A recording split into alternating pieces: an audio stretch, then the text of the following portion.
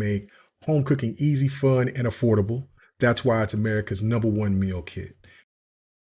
HelloFresh's lineup of meals like steak and potatoes with béarnaise sauce, Southwest pork and bean burritos, falafel power bowls. I don't even know what a falafel is, but you know it's got to be fresh. It's coming from HelloFresh. Come on. And look at this chicken. My God. Looks so succulent and juicy. I definitely got to get a piece of that. And you want some too. So go ahead and try HelloFresh. Just click on the link below for a special limited time discount plus free shipping. So try it today.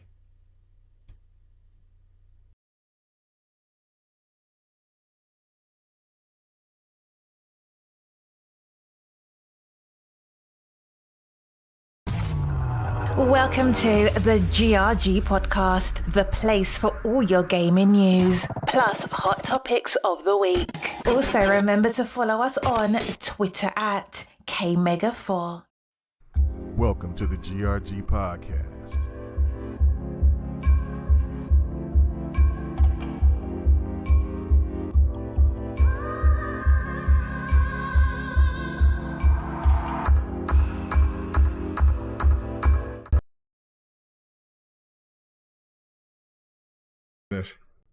The hospital right now. What you doing to them bodies? Listen to this, ladies and gentlemen. We are live. The GRG podcast. Apologies for the tardiness, but you know what? I might as well just put GRG at 8:15 ish, something like that. You should probably do that. But regardless, we're here, and listen. I don't know how I got booted up to the top in the guest list in the guest room, but I guess because we have a GRG panelist, a person that has basically been here with me from the very beginning. He just doesn't come here on a regular basis on GRG, so that's why we have a side show which is called The Dev and the Gamer. You know what I'm saying? So man, let me go ahead and welcome my brother, man, Don. What's going on with you? I know you was on vacation, the little pterodactyl meat, little Cambodian teat milk. How was all of that? And I know that you get out there and you're one with nature. Man, I definitely am about the finer things in life. There's no doubt about that, man. It's good to be on GRG. It feels strange because it's been such a long time. A lot of things have changed on the layout, all that sort of stuff. I think that all that stuff is awesome. You're doing things over here. But King Mega, we just need to put asterisks. Yes. This is when it's starting with the asterisk that says, if I get my shit together. So, I'm sorry, I should have done that. Yeah. So anyway. First 15, 20 minutes, but that's okay. We good. We good. I'll just hold this down for 15 minutes. All right. That worked. That works. Every other word is a beep, beep, yes. beep, beep. I might just hit it just in case because we don't know what someone's going to say. So if Sir X-Man was here, we'd have to hit it. Sir X-Man is not here. Miss Patty refused to mess with Sir X-Man, so therefore but we're safe. We're safe tonight. Oh shoot. We'll get here, but man, let everybody know where they can find you at. All of that, you know what I'm saying? You're gonna have to do it twice. Yeah, we start off with that, we end with that. Just because. I'll drop some links in the middle of the stream. But that being said, there's 2 channels I have. The Dawn Gaming Live, which is a dedicated streaming channel for playing games. Not just talking about them, playing them. And interacting with people. Not everyone's into game streaming. I get it. So I also have a second channel, which is the Dawn KTR, which is kind of commentary content from a developer, from a gamer's perspective. Anything related to gaming that I'm interested in, that's what that channel is for. I don't upload on that as much, but it's going to start being pretty active before the end of the year. There's a lot of things being recorded, a lot of things are being edited. I want to make sure before I tell people to go back there that, hey, there's some consistent content before I tell people that, hey, it's up and going again. So, but if you're interested, subscribe to those channels. I'm trying to get to that magical 1,000 follower mark that everyone tries to on YouTube. And sometimes you just have to take one subscriber at a time. Just how it goes, So That's how it goes. That's how it goes. And then when you get to that magic number, you're not that far away, then you can go ahead and start getting your own super chats and everything like that. Him Solo, he's just now experiencing that, you know what I'm saying, on his way to 1,000. So it is glorious to see it. It will be another person that has been on the K Mega teat that has gotten to that plateau, and I am happy for it. So you know what I'm saying? Those are saggy titties. They are. If I can still So flex we're them, gonna call if you can see K-Mega's them. mother's milk now? Is that what we're gonna start doing? Yes, I love it. Mother's milk. K Mega's mother's milk. Let's go. Anyway. Oh man. Ham Solo, what's with you, bro? How you doing? Congratulations again on getting your super chats and all of that. I seen Loke and them popping up that money, that moolah. You know what I'm saying? How does it feel, man? And what's going on? Let everybody know where they can find you at, brother. Oh shoot! Okay, my bad. I appreciate that. I had my mic muted because I You were just about to talk some trash. I knew you was about to get extra messy. But no. I was gonna say I really appreciate you having me do this at the beginning. Now, usually we don't do this so much. Right. But yeah, we just got partnered with YouTube, which is hella dope. Been getting a lot of dope new people coming through. This coming Monday, me and K Mega are going to be back on my channel to do our Monday show, the crossover, where we'll be talking about all different types of stuff that may have happened throughout the weekend or whatever we don't get to touch on today. So yeah, go check it out. TSWS Gaming is the channel that I have that I'm sitting here talking to y'all about. Check it out. I just did an interview yesterday with Hip Hop Gamer, fantastic brother within the community. We talked about all types of different stuff. So yeah, go check it out. I've had interviews with all sorts of different people. I've had the Don on, in fact, K Mega. I'll probably get Dark Optimus on sometime. That's a mistake. You know, I'll get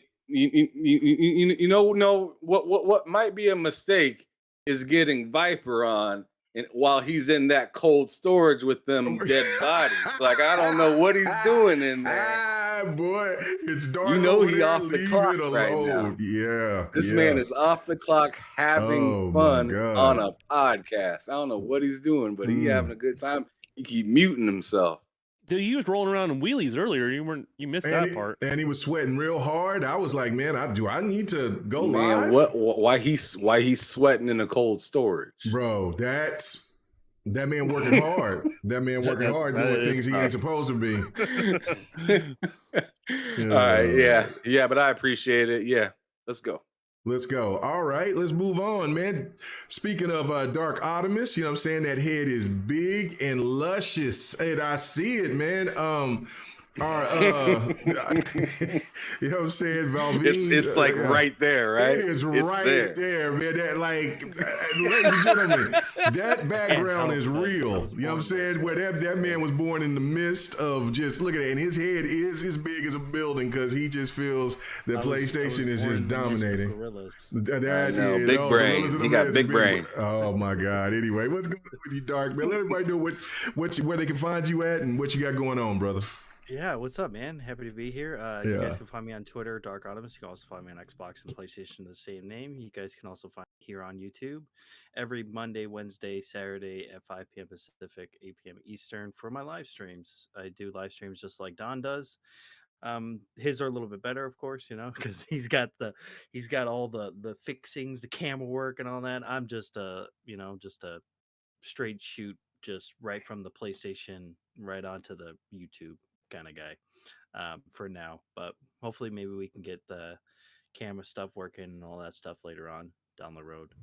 But yeah, man, that's about it. Hey, Don, there is a no mutt policy on the GRG podcast. I don't know what that was that you was holding earlier. Not mutt. I don't know what that was, but it was furry. Well, then I must leave then because I'm a mutt. So. See, I mean, I think we're all mutts in here. Like, I don't know, man. Remember when you told me that story about a bunch of rabid dachshunds that killed some lady. Oh, yeah. they're half Out here in that breed. Oklahoma, yeah. They're half that breed. So that's what took her out. Okay, that's sad. That's Half sad. Schnauzer, half Dotson. So half of it. Oh man, The same breed. but those little bastards, if they set in the wild, they'll turn into pack dogs. And so there was a lady that was walking, she was jogging or walking. Well, she was an older lady, and then they attacked her and drug her off. Where was this? Where was that? This was in Oklahoma about 5 years ago, something like 5-6 years ago. Yeah, it was pretty crazy. Yeah, all animals were feral out there. Oh, stop it! Yeah, except Briggs, the mighty Briggs is quite domesticated, or he would not be in this house, because he shits like a man.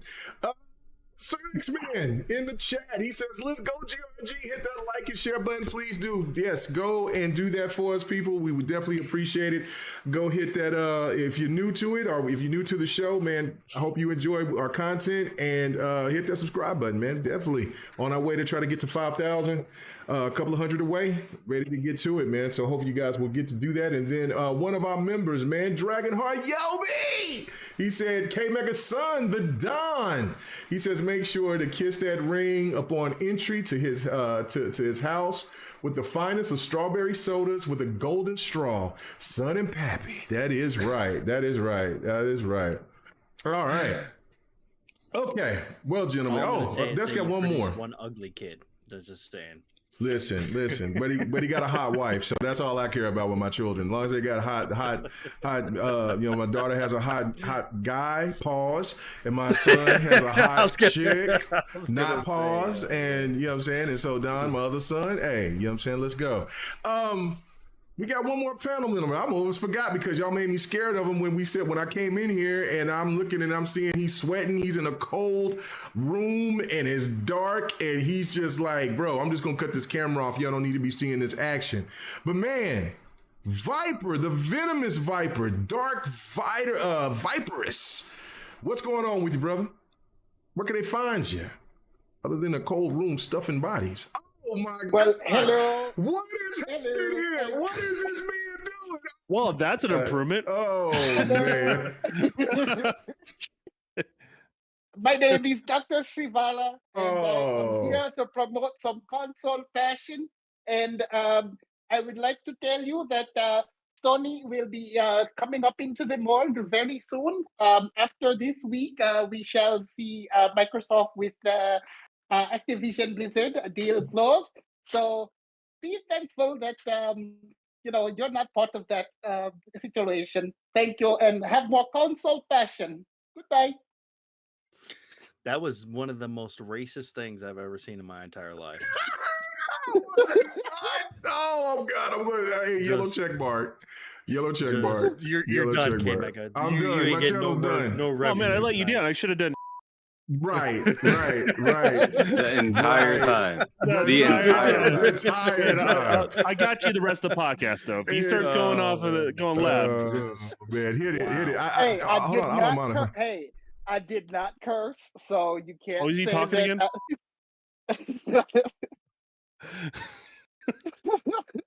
Oh my goodness. Well, let's go ahead and jump right into it, man. We ain't gonna start off light. Let's go straight into it, man. I don't know how many of you guys was listening to the FTC versus Microsoft ABK hearings. Been listening to it for the last couple of days. Didn't get to hear as much as I heard yesterday. But very interesting stuff. I normally don't like to talk about the ABK stuff because until we get a finale onto this deal, but there is so much information that got leaked that it has to be discussed because it is pertaining to the futures of all these consoles and just gaming in general. And what I find to be one of the most waste of taxpayers' dollars listening to the FTC. As an American, I'm embarrassed by this. There should be no reason for this to be going on right now. Because they really don't have a case. I mean, anything could definitely happen. I mean, we've seen stranger things, but they just don't have a case. So I don't know if I'm going to go to you first on this one, Don, because I kind of, we know each other, man. So I kind of feel like you ain't really been paying attention to this like that. You've been busy doing other stuff. But if you have been paying attention to what's been going on from what you've been reading or from what you've heard, what is your general thoughts about this whole situation? I mean, it is crazy. We'll talk about the Indiana Jones thing here a little bit later, but do you feel like the FTC has a case in this matter? No, 100% no, they don't have a case. And the thing that bothers me about the whole thing is the FTC does have I'm not a big government guy. Like, matter of fact, get the hell away from me as far as I'm concerned, as far as government is concerned. But there is use cases for it, right? FTC helps with monopolies. A monopoly would be like a particular type of technology, and this is something they blocked, which was ARM processors. It's a very unique way to do a processor that's very low power. NVIDIA tried to buy it, American interest company, and they got blocked, right? Because that would prevent that technology being licensed to other companies like Intel or AMD or whoever else makes a processor. It would have created a huge monopoly. That's a perfect example where the FTC serves a purpose. I have NVIDIA products in my PCs. I like their stuff. I'm a fan of theirs. They won me over time. I'm a fan of them now.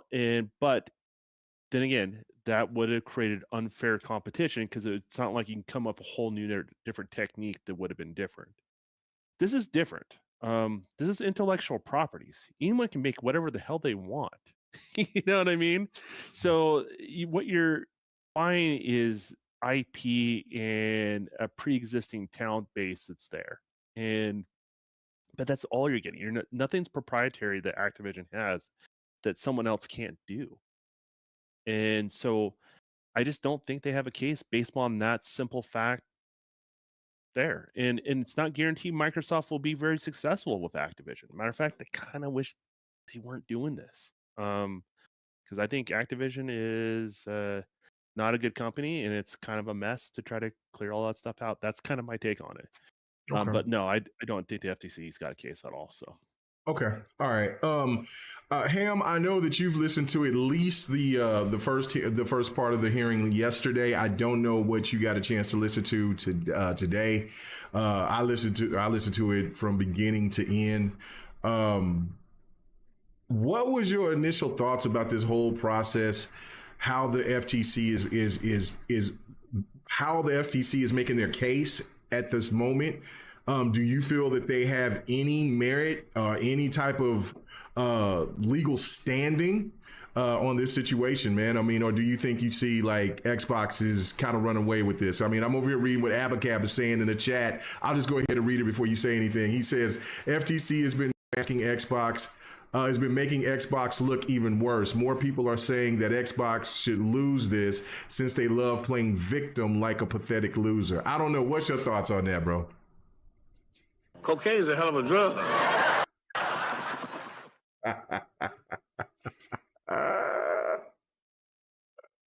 For real? Oh, man. I mean, bro, yesterday was rough. Sarah Bond was shutting them down. Yeah. She was, man, she was outside. They were asking questions that they didn't expect the answer to. Like the whole, like, having to have Windows. Right. To play certain games and stuff like that. Like, come on now. And then today was just absolutely embarrassing.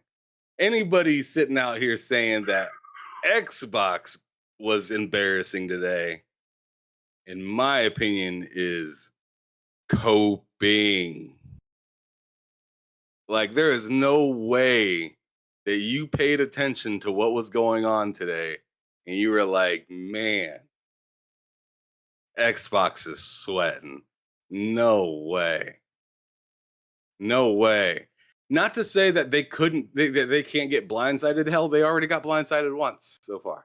Yeah, Pete Hines P. Hines was out there, man. He was out there. He was lost. But it was okay. It was okay. He didn't. It looked pretty bad. It looked pretty bad. Look at Abacab. Let's go. What did he say? Let's go, Abacab. He said, "Not really, you Xbox fudges." I'll remember first 20 minutes, I guess. Yeah, first 20 Bring minutes. that stuff into the gaming community. I don't know what he's trying to prove right now, but he said gaming was not toxic until Xbox Live happened. No, I remember. This people man at is the reaching. Fighting. This over Nintendo and Sega, man. I don't know what he's talking about. Laugh on his face. I mean, listen. Bro, I don't know, K-Mega, but this purse that he's reaching in is bottomless, and he is just searching. Like, where's the blicky? I need to get. Like, we need to take him out. Like, this man needs to calm down, relax. He's over here blaming an entire platform for his feelings right now. Look around, bro. Ain't nobody else tripping. Why are you showing us that you sweating right now? That's not good. I think Relax, I hope he's bro. playing. I hope he has a smile on his face when he was typing this. I really do hope so as well, because there's a lot of people that like to troll and pretend that they're salty about something, but they just trying to get a rise out of somebody. I thought it was fun. But anyways, yeah. I mean, today, bro, the judge had to tell him to stop it. Yeah. Cut the cap. Bro, yes. The judge told him today, cut the cap. Move on. What you're saying right now is going nowhere. That happened not just one time. No. It happened multiple times. So, I mean, I don't know. If you thought Xbox took an L, or looks like they're taking an L, we ain't looking at the same. I mean, you must be listening to another hearing on accident. I mean, court cases are going on every second, everywhere. You know, so I don't know what you was listening to, but this one right here, this is looking spicy and extremely spicy for the FTC. Yeah, no doubt about it. I mean, they brought up a bro for Stadia. And that man was confused. That man started, by the time when he got cross-examined, he was over here. He got crossed over. He was a witness for Microsoft.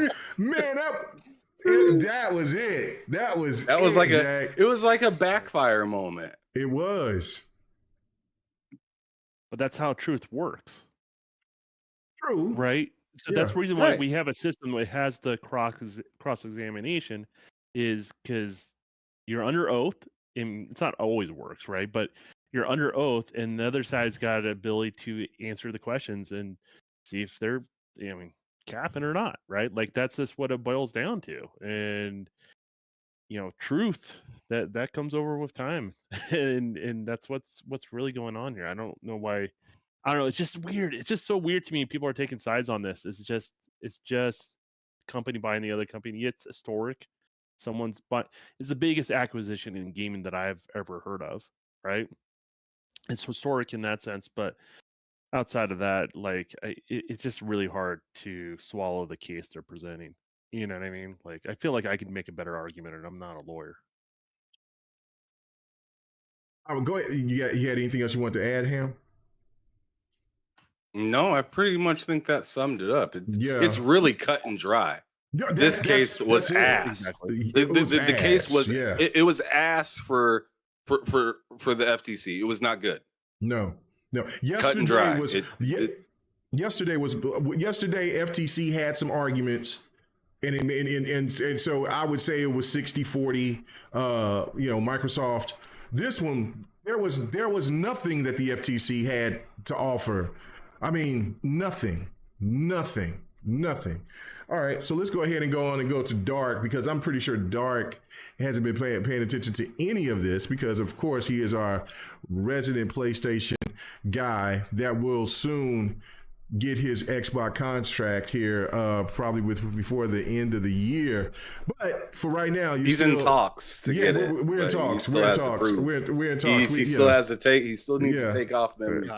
Take off them damn horseshoes. I have to ask the FTC if I'm able to be on Xbox or not. I'm not. Well, yeah, the FTC is going to lose their case. They're getting cooked right now, so you might as well just go ahead and just sign that contract. But Dark, what's your thoughts about this? I mean, I know you've seen stuff out there from what people's brought, but what's your whole takeaway of this thing? Do you actually feel that the FTC does have a case? I've been seeing things on Twitter. I haven't watched the case at all, simply because I just don't care about it enough to even remotely watch it. I personally am just rather gaming than deal with that stuff. But yeah, from the things that I've seen, it doesn't look like they have a case. I mean, yeah, there's always going to be those fanboys out there that are going to, throw out, certain things or certain quotes that, Microsoft said. But everything that I've seen that is quote unquote a bad light to Xbox, it hasn't been like anything that I was all like, that doesn't look like it's that bad, to be honest. Like, I mean, every company does this. Every company does that. So, like, it's like, okay, yeah. This whole thing, this whole trial, this whole case is just pointless. It's just so then they can, I don't know. So then they can draw out something so that it makes them look good to whoever they're trying to impress or whatever. But it's just a bunch of crap, to be honest. Okay. All right. And it doesn't. Go ahead, honestly, it does. Honestly, it doesn't matter if Xbox gets it or not. To be honest, I mean, Xbox is going to be fine either way. But we'll talk about that a little bit more because there was some very interesting thing. Go ahead. May I quickly extrapolate on what he was just saying? Yeah. One thing that I like that Dark just got done saying pretty much is really like for this deal to even be happening, I feel like this whole case is a waste of time. I disagree with that. I think this whole thing is a waste of time for America. I get it for other countries to be like, yo, what's going on? But for all the other countries to seem to have maybe a couple discrepancies, but most of them, no, not really. And for the one place to have a discrepancy, it being the place where both of these companies reside in, and the one person that has the biggest issue with all of this isn't even from around here. And I told Loke earlier on Bullsitting today, let's not even tell somebody this is gaming. Let's just walk up to a random person and just say, yo, 2 American companies are trying to merge together, and a Japanese company is teaming up with the United States government to take or to stop an American company from growing. How do you think that person's going to answer when you ask them, hey, do you like that or not as an American? It's on America. Think about it. Say it again. Let's turn it. No, K Mega. Yeah. K Mega. I almost said America. I said K Mega. Let me finish real quick. Let's turn this around. Let's real quick. Let's flip it over. 2 Japanese companies are trying to merge together.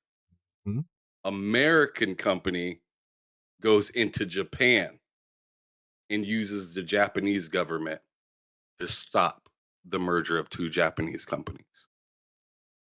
what are people around the world going to say about America? First off, that wouldn't happen. It wouldn't happen. That's the first thing. It wouldn't even happen. It wouldn't happen. It wouldn't even happen. Japan is very strict on a lot of stuff. Right. And what I'm saying is what I'm saying crazy. No, because like on the outside looking in, you're just like,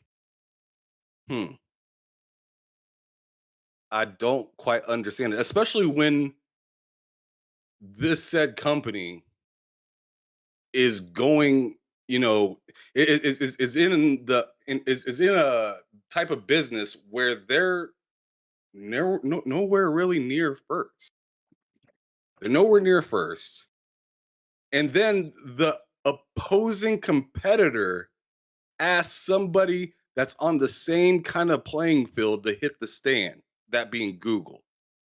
Google hit the stand and talk about Microsoft, even though you gave up and you have a whole Google store of your own that's littered with games. I don't think Apple even wants to talk about this. They don't want to get in the way in this at all, because look at what Apple's up to. Apple said, hey, Xbox, don't come over here. Get out of here. Don't come here. Xbox had to figure out a workaround just to get onto Apple products. Yeah, and even with Google, because Google will only limit so much. That's what we found out today. Like, I didn't even know that. Like, I knew Apple was keeping xCloud and the xCloud away and off of its store, but Google is limited. They have their own on Apple. That's why. Right, but Google is even hampered some things, and that's what blew my mind, because it's like, I understand that. Well, that's because Google has their own too. That's right. But I understand that Phil was up on on the stand and buttering it up a little bit to kind of making it seem like Xbox was really in dire straits. But damn, if you just, I will talk about it because we got to hear what Viper has to say, but we'll get into this a little bit more, because I'm like, damn, I'm impressed that Xbox is still even around. After they got so many hoops they got to jump around, and every other angle that they try to go around, somebody blocks them from trying to innovate. And we all think we know why, but it's crazy. What's even crazier, K-Mega, is these people are hitting the stand and asking Xbox questions that they're completely ignoring the people that they're trying to support. Like the whole Disney thing with Spiders. Come on, man. Why are you making Indiana Jones for Xbox? That's crazy. And they're like, yo, bro, they got Spider-Man. Like, what are we doing here? Right. What are we doing here? Like, there's something to the Indiana Jones when we get into it. Okay. All right. Well, no, we'll definitely talk about that. But we got to hear what Viper has to say, and also, because this is a pretty big discussion, because there's just so much. There was so many layers to unpeel on this onion. So Viper, for you, do you feel that the FTC is wasting taxpayers' dollars? Do you feel like they have a snowball's chance in hell to win this case? I mean, after yesterday, you might say, well, they have a chance. This is from my perspective. But after today, I'm like, this shit should already be shut down. We still got to hear another week of this? I don't know. What is your thoughts about this? And did you hear anything? Have you heard anything from within the case in the last couple of days? Well, technically, we got 3 more days. Okay, we got Tuesday, Wednesday, Thursday. Yeah. So, it's not going to be long. Here's the thing. I understand what the FTC is doing. I think they're going about it the wrong way. First of all, they should have talked with Microsoft, sit down, have a talk. They already heard Sony's side of the story. They should have listened to Microsoft's side of the story, come to an agreement, and settle this thing like adults. But they're basically saying, no, we don't want to talk to Microsoft. We just want to stop you. This is all political. They just want to stop big tech. They don't care they don't even want remedies, okay? They don't even care about the remedies Microsoft has proposed to the EU. And so, they just say, we want to stop them, and we want to stop them cold in their tracks. And then we want to have that feather in our cap that we took care of big tech and said, no, you can't do this. And yeah, damn people with the motorcycles. Good grief. Anyway, the fact is that they just want to have that feather in their cap saying that we stopped a big company like Microsoft and we will stop the rest of big tech, and they won't be able to do anything without our say so. And we already know the FTC doesn't have any power whatsoever. So the fact is that right now I do feel like, yes, it is a waste of taxpayer dollars, and I think they're going to be embarrassed when this thing is finished, because I can already tell you right now, the judge has already shown her hand. She is going to she's already shown that she wants Microsoft to win. I'm not saying that she wants Microsoft, but you can already tell based on the fact that she's already dealt with the gamer lawsuit and she's thrown that out of court. I can tell you she doesn't have any patience for what the FTC is putting forth. I mean, just like Ham Solo said earlier, she had to stop them multiple times and say, "Just get to the point," because she was falling asleep during this trial today. If you remember, they were dragging on and on for about 2.5 hours. I think she was just hungry. She was ready to eat. She was ready to grub. She was hangry. That's what she was. That's what it was. She was hungry. She was like, man, look.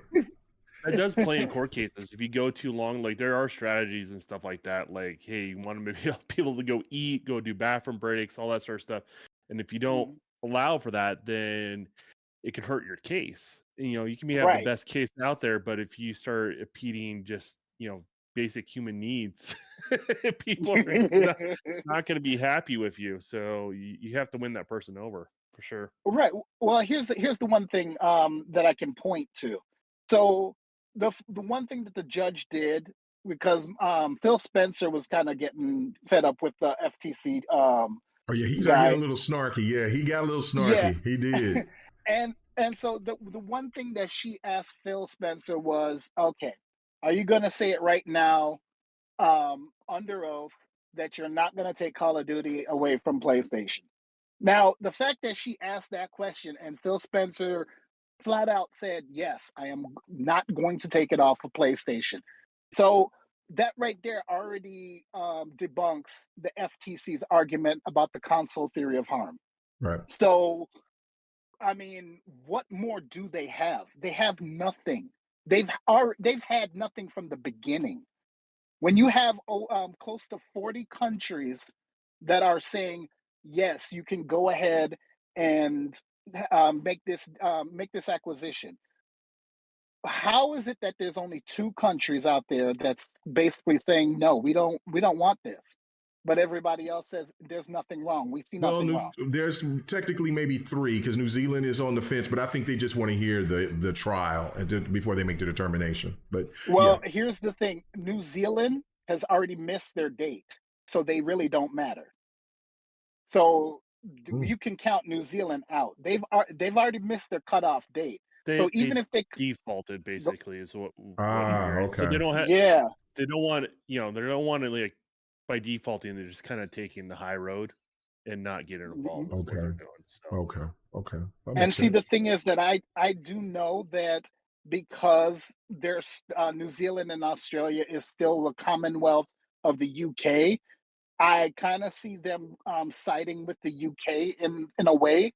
That's why they delayed their stuff, because if they saw that the CMA has said no, I think they want to kind of stick with them because they're all part of the same Commonwealth. So, but the fact is, yeah, just like Don said, they defaulted because they've already missed their date that they're supposed to give their decision, so they don't count. Australia, I think, weren't they supposed to be in May or early June? for Australia? Could be. Yeah, I know that we're on the last end of the countries to finalize it. Yeah, They they're the operate last different because set. they're upside down. Right. Oh, stop it. Damn, Anyway. Yeah. So basically, what it all boils down to, the reason why Microsoft wants to close now is because all that mattered is already over and done with in terms of most of the countries that needed to approve it. So right now, all they need to do is stop this injunction. If the injunction is doesn't come through, they can close it, and then they just deal with the CMA with their appeal, and then you know deal with that later on. But they can actually close if the injunction is blocked. My honest question is, if this is blocked, how quickly does Microsoft have that ink and that paper ready? Like, is it happening Right. like that day? Oh yeah. Oh yeah, of course. Tomorrow? Oh yeah. Like, I mean, is that ink warm? Is that what's going on? Oh yeah. They are ready to sign the paperwork over, cut those checks. Hey, here you go, Bobby Kotick, get the hell out. So that's basically, they're ready.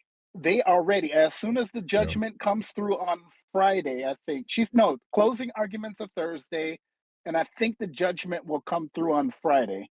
But after that, I can guarantee you they're closing if it goes through the Microsoft way, which I think it will. The FTC has no prayer. I agree, but I mean, I've seen crazier things. That's why I still because I don't know. There's just still some crazy things. But the most embarrassing thing within this case that I was listening to today and yesterday was the FTC trying to trying to throw out the Switch as that it wasn't a console. And Phil and Peter Hines and Sarah Bond. Sarah Bond was a rock star. Like, after the Peter Hines, like, Matt Booty, he was a little shaky, but then he got into his groove. Peter Hines, he was telling his truth. There was nothing wrong with it, but it just didn't sound good for Microsoft, especially the way that the whole because the way that the FTC was kind of placing the ZeniMax deal, the ZeniMax Xbox deal. But then when Sarah Bond came up there, and they were trying to corner her. And by the time that she was done, the judge was over here like, almost like, oh, I might want to get this game pad. Really? Right? Like, it was impressive. And that's why I've been trying to say that she's a rock star in the making. Like, there was a reason why they put her in a position that she's in. And she held it down yesterday. Today, Phil he was getting grilled, and he kept on getting grilled and kept on getting grilled and kept on.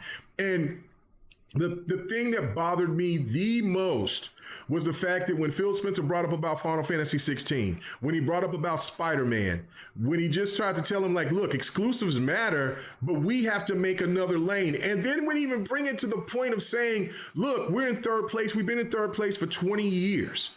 So therefore, we have to find another angle in order for us to stay sustainable.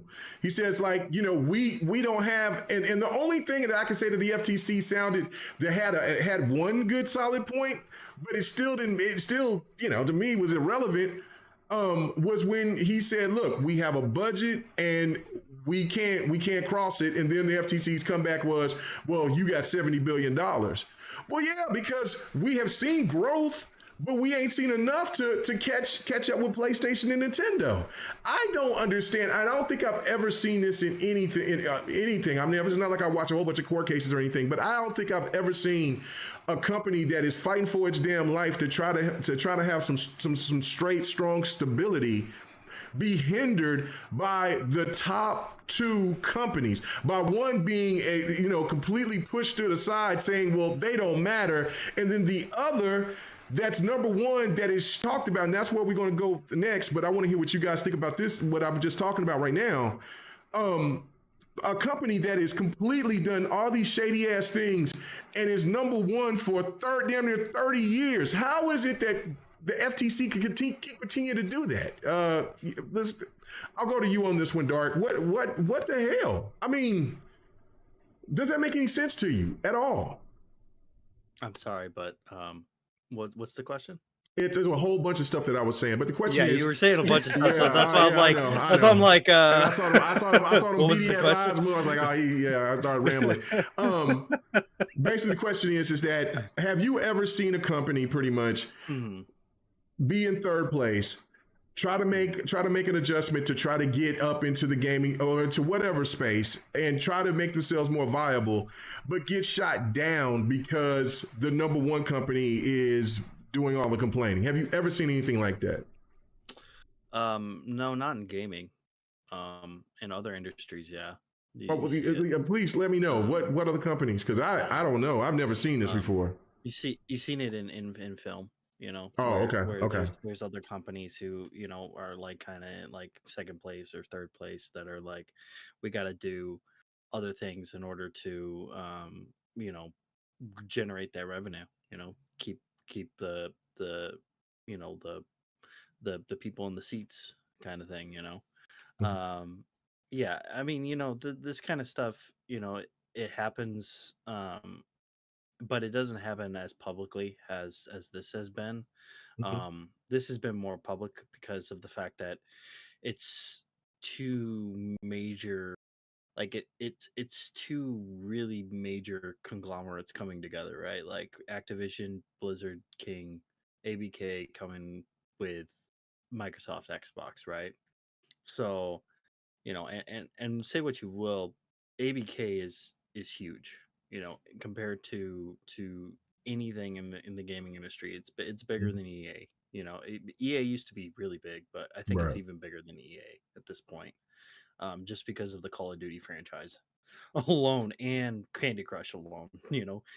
Because of those two games, it really kind of, made them The cell phone know, market really projecting them really high. Yeah. Right, exactly. So, yeah, I think it's it's weird to see it being played out in the media and stuff, and in a court case. It's really weird to see that.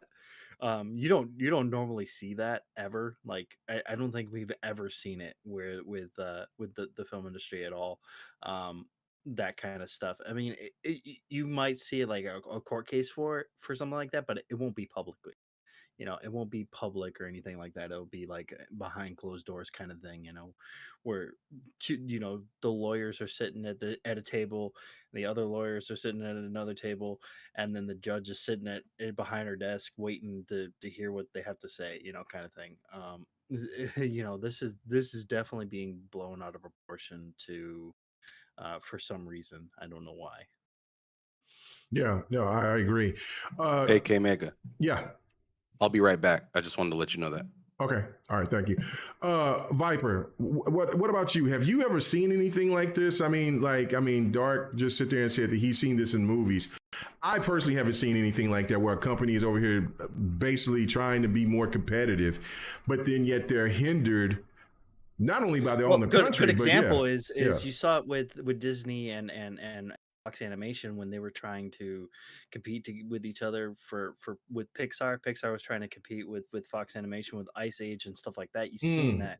You didn't really see it play out in terms of through the public or anything, but right. there was a lot of like, oh well, Ice Age is your your little kitty whatever, or and then Pixar was more like the juggernaut kind of thing, so it's just like there was a lot of like tension between and now the funny thing is that Disney owns both of them, so Right. it's Right. like okay. Right, Which it's is crazy. funny because honestly Disney should have been investigated a long time ago anyways, because of the fact that they own a Marvel, they own Star Wars, they have so many other properties that They'll eventually have to sell some of that stuff. yeah, so. that's yeah, I know they're gonna have to. They're not making their some of returns, so that. they're gonna have to Yeah. start doing some garage sales. I Yeah. don't know what properties, but they're gonna have to start selling something. I don't think it'll be Marvel or Star Wars because that makes them so much money. But I wouldn't want to think let go of those either. But yeah, there'll be something that they're gonna have to get rid of for sure. Good deal. They'll Good probably deal. have to get rid of ESPN, or they'll probably have to get rid of ABC. Yeah. That Hulu, because I mean they kind of have Hulu as well. Yep. Yeah, so it's gonna be interesting. Yeah, it definitely going to be interesting. But yeah, no, I mean, what about you, Viper? Yeah, what do you think? Have you ever seen anything like this? I mean, Dark made some really good points. I never really paid attention to it like that. But what about you? Have you seen this? Have you seen anything like this? I mean, for the FTC, I mean, there was a really good point that was being made by Mr. Orange, because he was, what did he say? It was a challenge. He says, if you had a drinking game and it had to drink every 5 times, the FCC said the word Sony, you would die of alcohol poisoning. Like, bro, I mean, I swore that this was Sony versus Microsoft. Because that's how they were up. They had their hand up Sony's ass all through this case. It was nuts. What do you think about this situation, Viper? So in terms of third place being a threat to first place, I don't think I've seen that where first place is complaining about third place, or even 5th or 10th place. I've always seen usually people who are not first complain about first. That's what I've normally seen. So to see that the first place, the people that are in first place that are, causing a ruckus like this, this is unprecedented, and it gives you pause, because you're trying to figure out, okay, what is it that you can't do to combat what type of innovation is coming up from your competitors? If you're that afraid, then innovate. Because what I've seen a lot from Sony is that they've always been, I wouldn't say stealing, but I'd say imitating. They're doing the imitation game of Nintendo and Microsoft, and even of other companies. So, I mean, perfect example of imitation, the PS Move that came from the Wii, right? The PlayStation, the PSI toy that came from the Game Boy camera. Let's see what else. Obviously, you had PSVR. I would say Virtual Boy. Everything that they've done has been an imitation. They started imitating Nintendo because they were in close. They had a contract with Nintendo for the Super Nintendo CD-ROM, the original PlayStation, and so they took all. When they had a falling out, they took all of their ideas and they said, "Let's roll with it." And so they got into the industry like that, and everything that Nintendo did, I'm gonna say they stole from them, because Nintendo innovated some stuff and they took it from them. Microsoft had the online, and they had the achievement system. What did Sony do? They had their online, and they had their trophy system. The Microsoft Rewards, PlayStation is it PlayStation Stars? Is that what it is? Yeah, PlayStation Stars, All Stars, something like that. Yeah. Yeah. So I mean, I'm glad you brought up All Stars, because I mean, Smash Brothers, PlayStation All Stars, same thing. The industry, yes, you're going to have people imitate other things, but from what I've been seeing, Sony has the success of imitating some other company, and they get more success and they become much more successful than that other company, because they just take that to the next level, and they're not truly innovating on anything. So I see that, with them being so afraid, is because they know for a fact that if Microsoft does get control of the Call of Duty marketing, then they don't have a leg to stand on when it comes to saying, hey, this is exclusive to PlayStation, because that's how the marketing works. Like the Harry Potter marketing for Hogwarts Legacy, you saw how much of an increase of PlayStations that were sold this year because of that, right?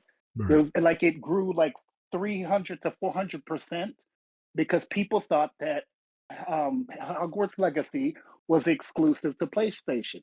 The casuals did not realize that it was multi-platform. So the marketing does work. And so when they know that they're going to lose the marketing on a lot of titles that the casuals play, that's why they're like trying to stop this, because they're like, no, we can't lose that. We can't lose it. So I think number one wants to keep the status quo. And number three is just trying to find new avenues, like Nintendo had to find new avenues, because Nintendo was down in the dumps for a while. After, with the Wii U, the Wii U. Oh yeah, definitely. Even before the Wii U, they were down in the dumps because for the Wii, GameCube didn't do well for them at all. So, exactly. Yeah, you're right. Because okay, so you're saying the GameCube, and then the Wii sold a ton, but I guess because people their engagement was really low. I guess that was exactly That was because every mom and pop shop was selling them to grandmas and even nursing people. homes. Well, N64 didn't do well for them either. Yeah. Like they were second place, but they were way behind what Sony was. So like. Yeah, I think after the Super Nintendo, that's when Nintendo started to fail, and because the N64, because it was still a cartridge, and everybody was moving over to CDs, they started to suffer. So what did they have to do?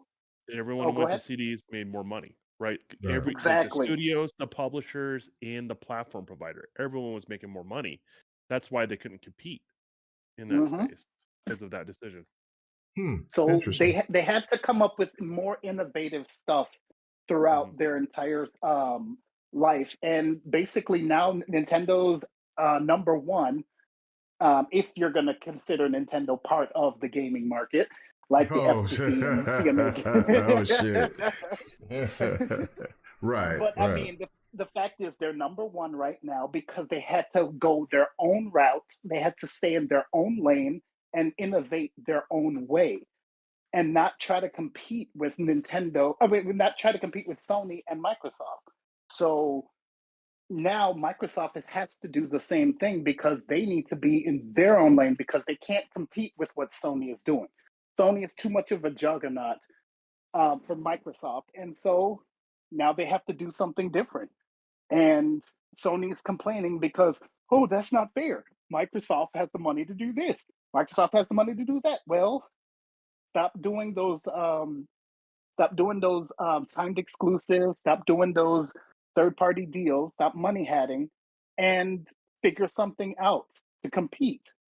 Because the money hatting of exclusives can only work for so long before it gets worn out. Well, it's worked for 30 years. So no, I don't think that. I mean, if there's nothing that can catch it, that part I don't agree with, because Sony's been doing it for so long. I think it will continue to sustain until another entity, which it can be Microsoft or Nintendo or whatever, does something that will attract people to want to go to their platforms and be on their ecosystems a lot more than Sony. Sony just has the recipe. Sony just had to found the recipe, and they've been doing a damn good job of holding on to it. Well, that recipe is starting to get real stale, and people are getting hip to it. So, the fact is, Microsoft has said, okay, fine. If we cannot get the same type of marketing deals or the same type of money hatting that you've got, we'll just buy the entire publisher or studios. And thus, that stops Sony from doing those deals because Microsoft would own majority of those publishers and developers.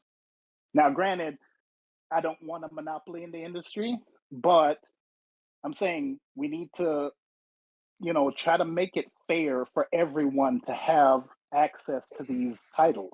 Theoretically, I mean, if you have been having and let's just say 20 years, if you've been having 20 years of dominance in the gaming space, wouldn't that be considered a monopoly?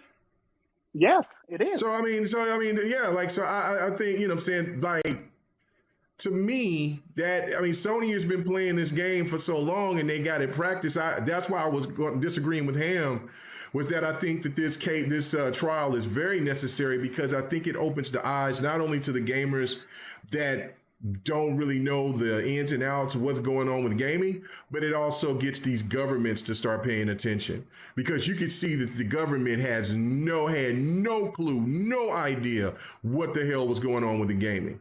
And so but hopefully, the judge does. yeah.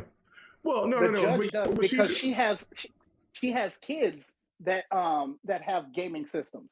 Well, no, I get that, but she still didn't know the ins and outs until like everybody that's in politics are starting to understand. Don't try to make her sound like she's some know-it-all about gaming.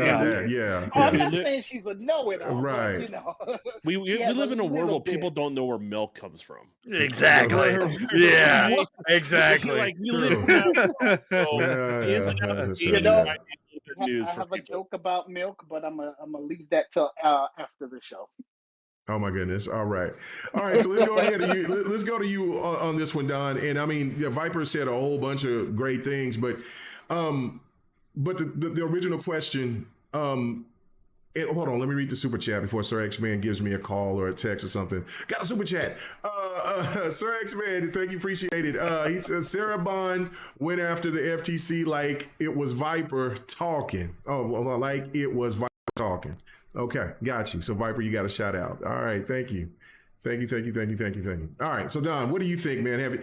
Have you ever seen anything like this in the sense of where a third place company is trying to fight to be in the position to fight for first place, second place, and then like entities that stand in their way, like the government or whatever, steps in and trying to throw it? Have you ever seen this? I know Dark said he did, but what about you? I live it. Oh, okay. All right. I mean, my previous employer, not the ones I do freelance work for, but the one I own part of the company and all that sort of stuff, and moved on. The funny thing is that we're running barbecue together. You know, like when you leave a job, everyone wishes you well and does all that nice stuff, right? We're still friends. We're at a barbecue, and he's always asking, "Oh, how you doing?" and stuff like that. I'm like, and I finally just asked him, I'm just like, "Do you really care if I do well, or do you wish I fail?" Like I had to just ask him straightforward. He's like, "I wish you fail," and he goes, "Not that I don't like you. I want you to come back and work for me." Does that make sense? They want me to make profit off of me versus, because what they feel is, because there's not as much talent pool out here in Utah, right? I'm successful. What happens to their talent pool? If I'm working on something they want to work on, what happens to them? It goes away. Yeah, so it can fold their business. I'm not trying to put anyone out of business, right? That's not my goal, right? But things like this are threats. So what you're seeing from Sony's perspective, yes, they are the leader. Yes, they have done well, but they feel Microsoft is a threat. Doesn't matter if they're in third or not. They're acting and behaving in a way that they feel like they're a threat. And because what they know in the business realm is things can flip like that. Things can change really, really, really quickly. I mean, last generation, Fortnite wasn't even a household name at the beginning of the generation. Now look at it. It's one of the most dominant games out there, right? Things can change that quickly. And so these sort of moves can flip things around. And Microsoft can do a lot of things to their benefit, even if they continue to release on Sony's platform.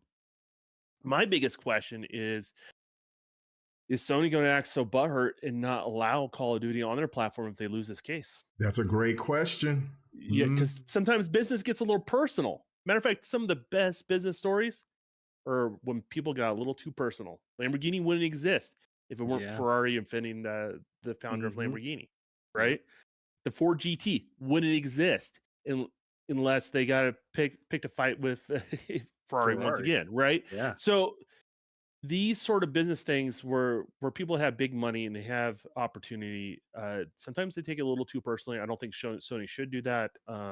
If they have an opportunity to get a 10-year contract for a third-party game, you take that as a platform provider. It doesn't matter if it's a small game or a big game. That's an unheard of contract for anyone to offer from a third-party perspective to a platform provider. That's what they right? said. Yep, that's what they said. Yep. Like you can't find any deal like that. You can't even find like a 1 or 2 year deal, let alone 10. So if you're Sony, and then there's also other weird things where Jim says, like behind closed doors, they got because they have discovery on a lot of this stuff, right?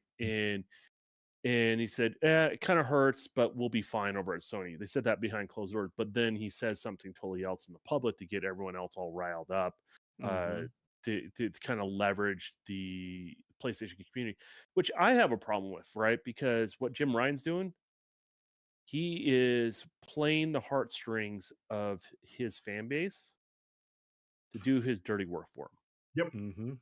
Yep. He's not treating you as a customer. He's not treating you with respect. Those guys that have been supporting PlayStation, you should be. I'm surprised people are not offended. I shouldn't say you should be offended because that's up to you. But, I'm surprised people are not offended by the fact that how he is treating that fan base. Great point. It's not very respectful. So, yes, to answer your question, to sum it up, yes, I've seen it happen. I've experienced it firsthand. But it's usually never out of spite or anger in my particular case, but because it offers a threat. And anytime a company feels a threat, they may say one thing, but they feel like another way. And this is the type of thing where maybe it's not Jim Ryan feels this as a threat, but maybe it's the investors that feel like it's a threat. Does that make sense? Yeah. So you always have someone else involved in this sort of thing. So I think the investors feel like this move is a threat to them. They're pushing Sony to do what they can. Jim Ryan's doing what he can. And then his card that he played was the fan base of Sony. I mean, that's what did you do? There you go. He's coming back. He's fine. He's fine. Okay. So what? Well, keep going. Oh, no, it's showing unstable connection. That's what's going on. No, it's fine on my end. Yeah, but that's just Ham probably. You're walking around a meat locker. Right. For you, yeah. All right, so yeah, you're walking around some dead bodies and stuff, man. Yeah. All right, I don't know what the hell's going on. From yeah, there we go. Just... All right, there we go. Man. All right. Okay, so all right, what we got going on, Ham? What was happening? My Discord decided to update and just turn off and restart by itself. Well, I froze for I seen everybody on the panel freeze, and I leaned forward and I was like, "What the heck?" And I went to go exit out of it, by clicking that up button and then exiting it out like the hard way, and it turned off and turned back on before I could even do that. And I was like, "Oh." It's all good. And then one of those in the same box together. Did you know things pop up? You know what I'm saying? I was like, oh crap, you must have updated or something. I don't know what just happened. All right. Well, go ahead and finish what you was gonna say, Don. No, that was it. I mean, okay. You said, yeah, that was really well said. I mean, y'all are hidden because I'm over here trying to process. I'm just trying to process this situation. The whole situation, because it's so, it's Sony is so methodical. And listen, I know that there's going to be some people that's going to listen to what I say about this, but this is kind of like how it's been kind of keeping me away from the platform. It's because of this. I've been seeing how they've been operating, especially a person who's been a fan of PlayStation, still a fan of PlayStation, but their tactics has been so grimy for so long, and then finding out that they take the money when they put a game on Xbox, or if they put a game on Xbox, they use that money against Xbox. Like, it is nuts. I'm like, yo, like they are really going at it, and then the deals that they make, and all of that. So Ham, I'm going to ask you this question, and then I'm going to ask one more question before we talk about Indiana Jones. Have you ever seen anything like this in gaming, where a third place company has been in a position to where they're just trying to they're fighting for their damn life. They're on their R. Kelly, but yet their government or just entities that just try to stand in their way to not stop them to succeed. Have you ever seen this before? I have not. In gaming, in particular. I'm just in gaming, whatever. Yeah, I haven't seen it until Dark has kind of pointed out about the Disney thing, and Don pointed it out on his situation. But I haven't seen this personally. Well, there's been simple, really big companies that have taken out smaller companies for trying to encroach, right? And using the same kind of method or like type of patent to do stuff. Like we've seen Coca-Cola do that to all sorts of different companies throughout history. True. I mean, that is true. The RC and what was it like? What was it? Coke, RC and Coke? Yeah, RC Cola. I believe RC Cola, went at it hard to the point that it like so did Pepsi pretty much right, and Pepsi too. And like RC pretty much got taken out because of it. Well, they got bought out. So yeah. Well, so yes, they did get taken out because of it. I don't know if Coke or Pepsi. I can't remember which one bought them out, but yeah, RC is with Coke or with Pepsi. I can't remember which one though. Well, that's I want to say they made them desperate for money, right? Right. To point out your point again, right? So it made them desperate for money because they have to pay all these legal fees on top of everything else. It affects their mind share, and then you're primed to get bought out, like you mentioned there. Yeah. See, I mean, I personally think it's kind of whack that a company that's doing so well and that everybody likes to brag about all the time is going and trying to stop a company from growing. I get that feeling from a fan's perspective. From like some sort of business mind perspective, I get if this was my type of company, I'd be fighting too. Right. So I see what Sony's doing. What doesn't quite rest easy with me is how two of the world's most upstanding freedom, we believe, in all of this, do what you can do, democracy type of stuff. And they're the two, which makes matters even crazier because they usually meddle in everybody else's business. Right. So you're going as far as not only to meddle in other people's business, but you're meddling in your own business. Like with somebody else's business. So like that's what kind of has me kind of like kerfuffled a little bit. Like Jim Ryan and all of those guys doing their jobs, as much as we don't like it and as much as we like to say crying Ryan and stuff like that, he's paying the bills and he's trying to continue to keep that foot on the neck, right? So as a business person, he's doing exactly what he's supposed to do. But at the same time, it's just like it's like when you see the CMA and Lena Khan at the FTC, you're just like, it's just kind of weird. And now you're seeing like companies or a few companies, one that decided to pretty much jump ship and another one that wants to protect their lead, that being Google and Sony. Right.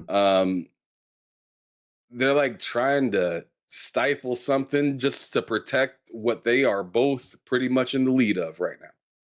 Google trying to protect mobile and Sony trying to protect console gaming. And in my opinion, it's just like I'm not surprised by it, but at the same time, I'm just shocked that who's saying no. Right. That's what's shocking to me. Like I would have had expected, like, and I know we've talked about this in the past, like China or maybe Russia, especially like Russia thinking like, or you know, especially with the whole like oil thing that happened, right? Like you see them gas prices went up because we ain't getting that oil from peeps over there and stuff like that. Right? So man, it's just it's just weird. It's just weird, K-Mag. I don't even it has me speechless. It has me speechless. Yeah, no, it definitely does. And so yeah, I think it, go ahead.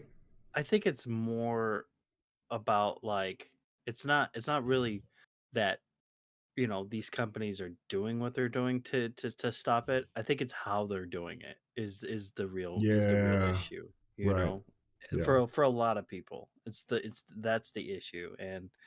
And yeah, I mean, I wasn't surprised when Sony came out and said they weren't gonna allow this to happen, and it just makes sense from a business standpoint for them to do that. Oh yeah, because even though they say, oh, we don't, even though Microsoft says, well, we don't consider them competitors or we don't consider ourselves competitive, they compete. They're still competing. They still compete all the time. So, but yeah, I don't necessarily agree with what they're how they're going about doing a lot of this stuff. But and another thing that really trips me out. Well, go ahead. What was you gonna say, Pfeiffer? I don't think anybody is going to deny that Jim Ryan is actually doing his job. I think what people are looking at is the fact that you look like a bitch when you're doing it. That's the problem.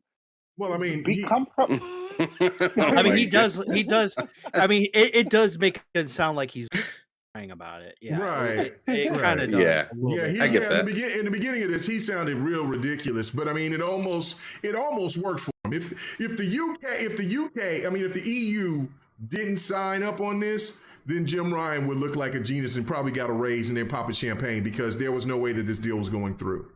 But because Jim Ryan is the most manly Karen out there. Oh wow! I can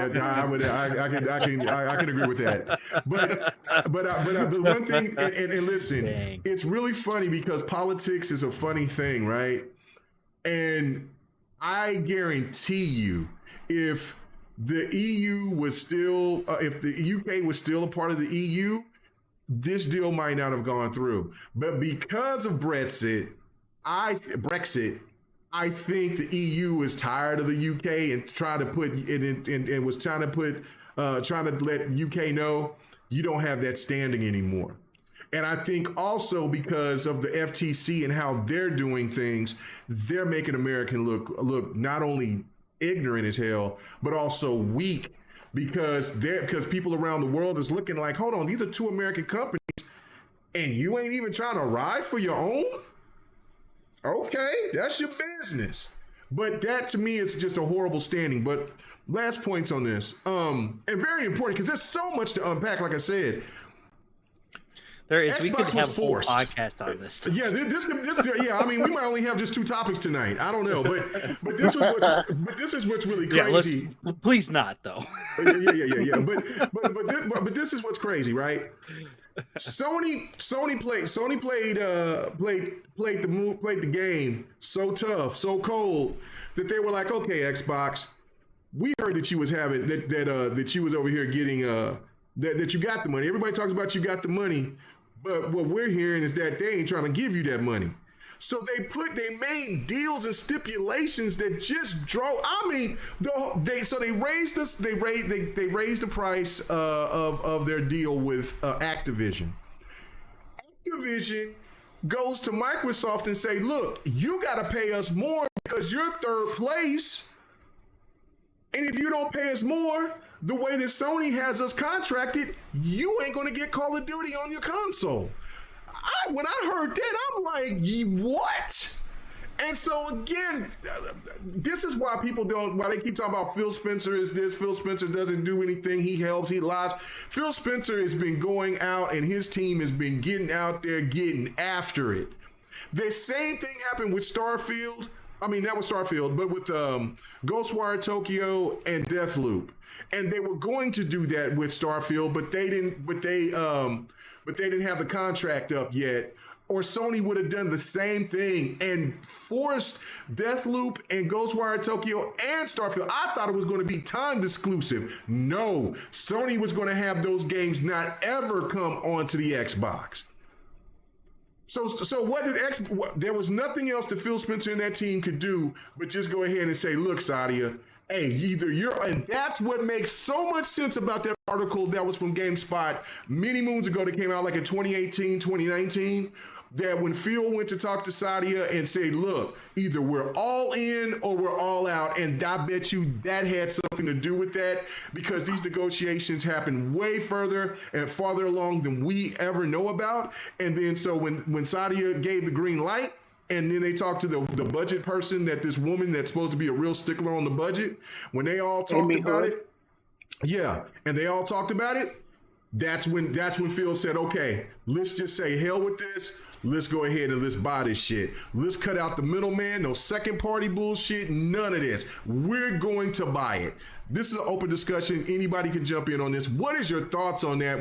I don't know if y'all heard this news for the first time or did you heard it in a hearing or whatever. But what was your thoughts about this, man? That's crazy. I saw a little bit of that. Mm-hmm. I of course didn't watch the actual thing, but I saw a little bit on that and I was just like, that makes sense. I mean, let's be honest. As a company like PlayStation, of course they're gonna want to take games away from their competitor, right? Mm-hmm. Like you're gonna want to do that just to keep them in the place that they're in, right? And Microsoft found a way to work around that. Right. You know, with Bethesda, and then now they're going to try to do with Activision because they were seeing that PlayStation wasn't going to allow them to, you know, continue to have Call of Duty and stuff like that, or whatever they were planning on doing over there at PlayStation. So I mean, both companies are doing what they're, you know, what companies do best, you know, is bring down the other company, you know, as much as quickly as possible, you know, and but I think for me personally, I always think that there's a space for both, you know, even though they bicker back and forth and stuff like that. I think there's always a place for everyone to be, you know, successful and stuff. But yeah, I didn't really see a problem with it, to be honest. I just thought of it as more like, okay, yeah, business makes sense that they would do that. Gamer's perspective, I was more like, no, you are not, Sony. Like, damn, Sony. You know, I was thinking to myself, like you better allow those Xbox gamers to get those games too, because those games, if you don't, those games are gonna die where they are, you know. Especially like, you know, I mean, like Call of Duty probably won't, but like you know, games that come out from Bethesda, I mean, they'll just live and die on that, you know, whatever platform they're going to be on, you know. So it's like, unless they, you know, years down the road they emulate, you know, a PS5 or whatever, which will happen eventually at some point, you know. Okay. But yeah, I think it's definitely from a gamer's perspective, I'm like,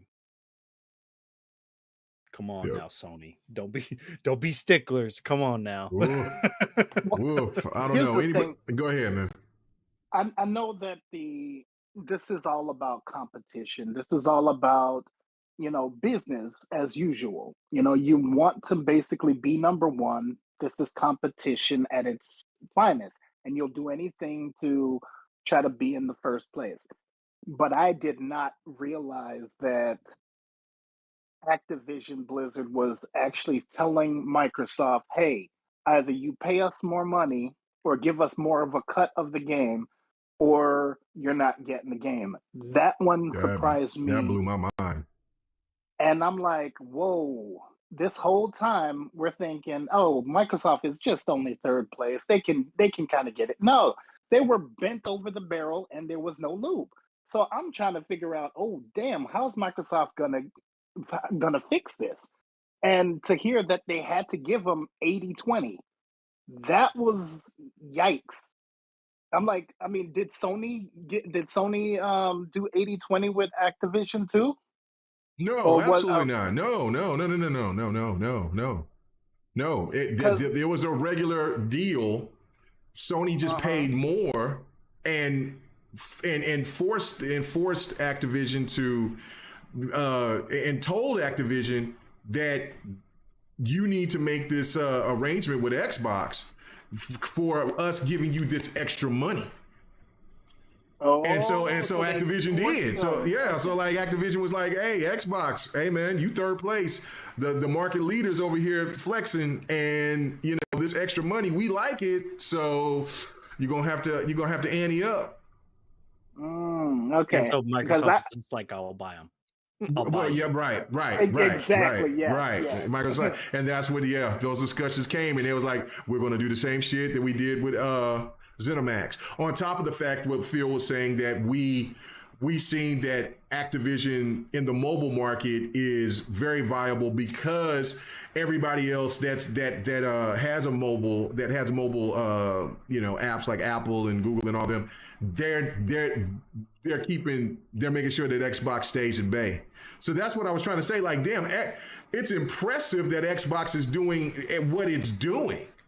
Like, to even have gains in anything. Like, I mean, they're hampered so much. Like, holy shit. Like, I'm like, those things to me was so interesting because I never, you never pay attention to those things, and it was crazy, but that was bad. I knew it was bad, but I didn't know it was that bad. Yeah. I knew it was pretty bad though. Yeah. But I didn't know it was pretty. I didn't know it was that bad. At least we know that we might be getting the Windows Phone again, because I think Phil kind of slipped up on the stand today, because when he was being grilled about the storefronts, he was slipping up and saying Windows Phone. So I'm thinking they have in their mind, not only are they bringing the store, but they're going to bring back the Windows Phone. Yeah, because they're going to have their own. Yeah, they're going to have their own entity. Yeah, like, they're going to have their own, whatever, store, app, whatever. Windows Phone, get out of here. Well, a lot of people like the Windows Phone. But here's the thing. Apple. You're going well, I have an iPhone myself. Android, baby, Android. I have an iPhone myself, but the fact is that this duopoly is starting to get out of hand.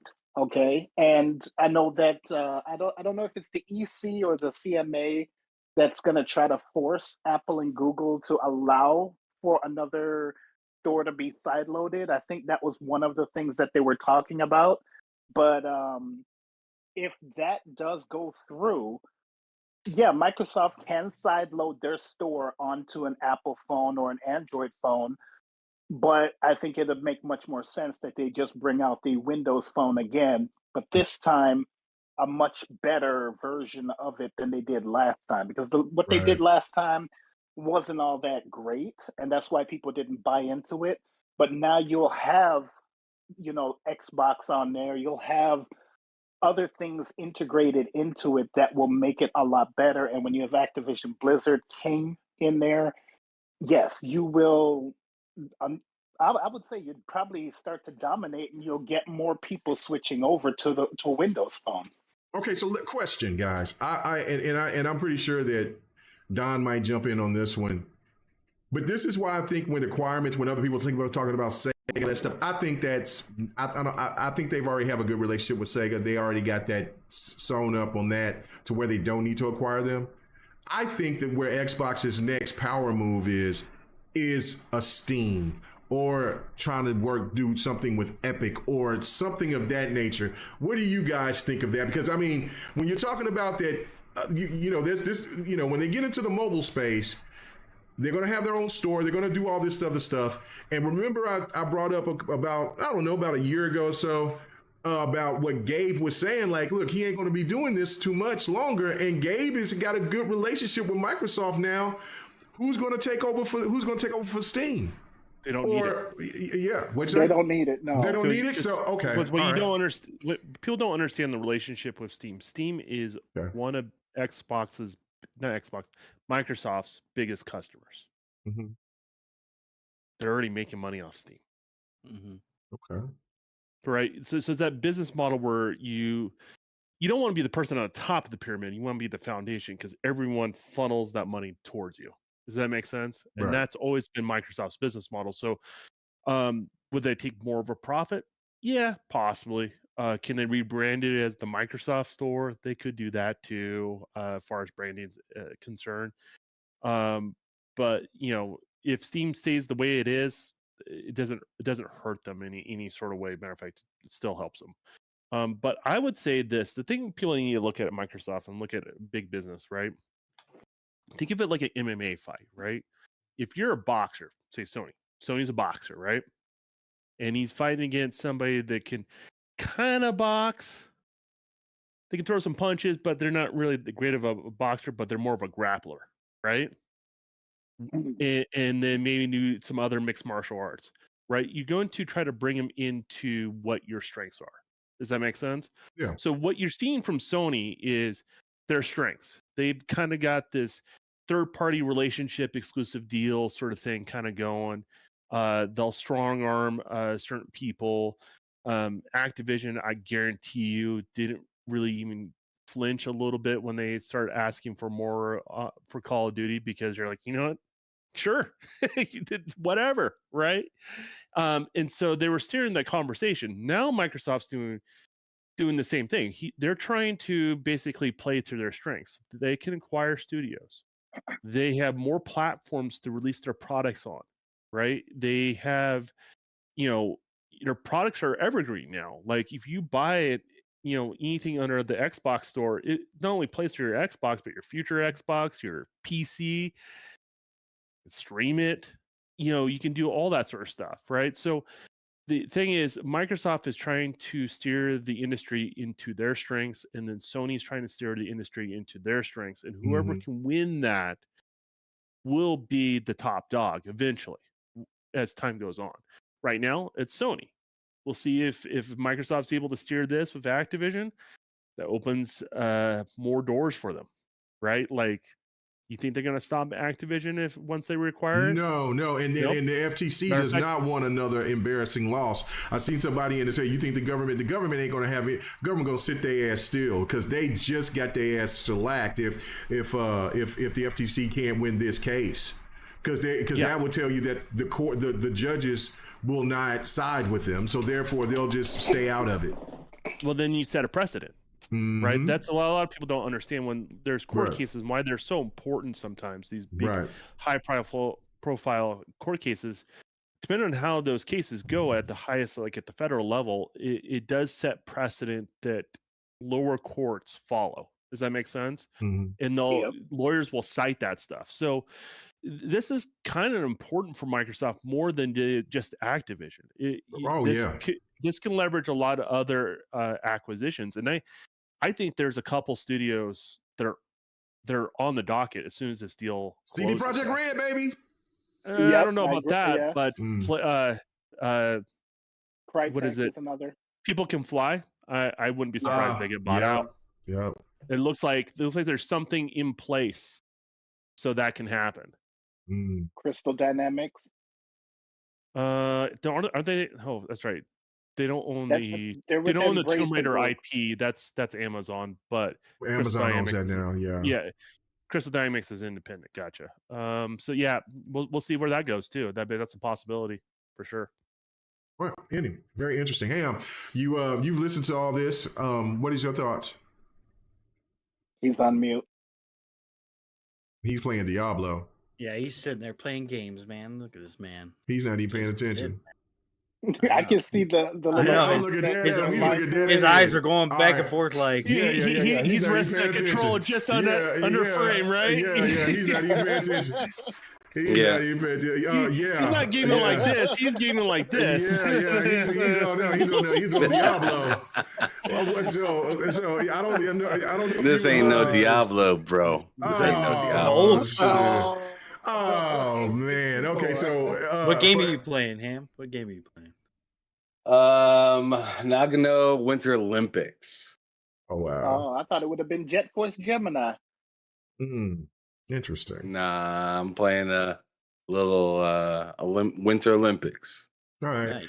So okay, so if you didn't really pay attention to whatever we were all discussing, that's fine. And then I'll just kick it on to the last part of this FTC stuff, and that's basically about hearing the news about Indiana Jones, which I thought was very, very, very, very, very, very, very interesting. It was juicy, and I was like. See, Microsoft. See, I love them because I mean they both are playing chicken with one another because Microsoft is playing victim. Like, look, man, we're just the third place guy. Man, we're doing it. Then so the FTC guy asked, "Hey, no, why wouldn't you?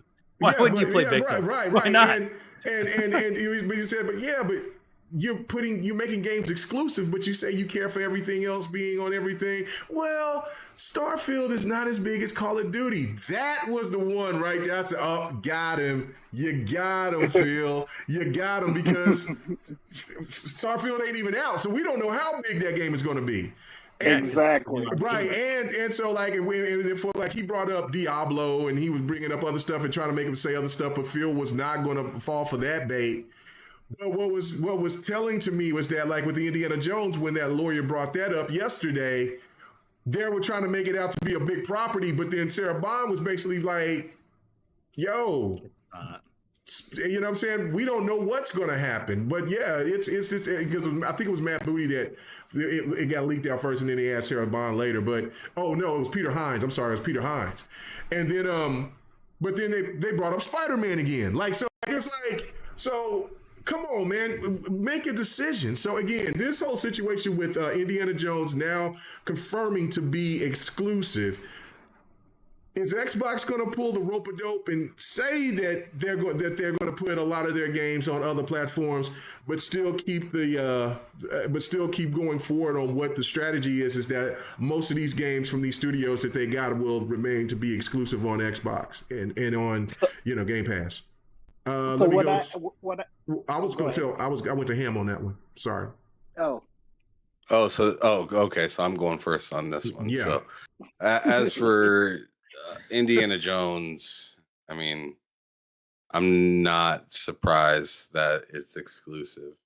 And I've said this before, like PlayStation has their exclusives with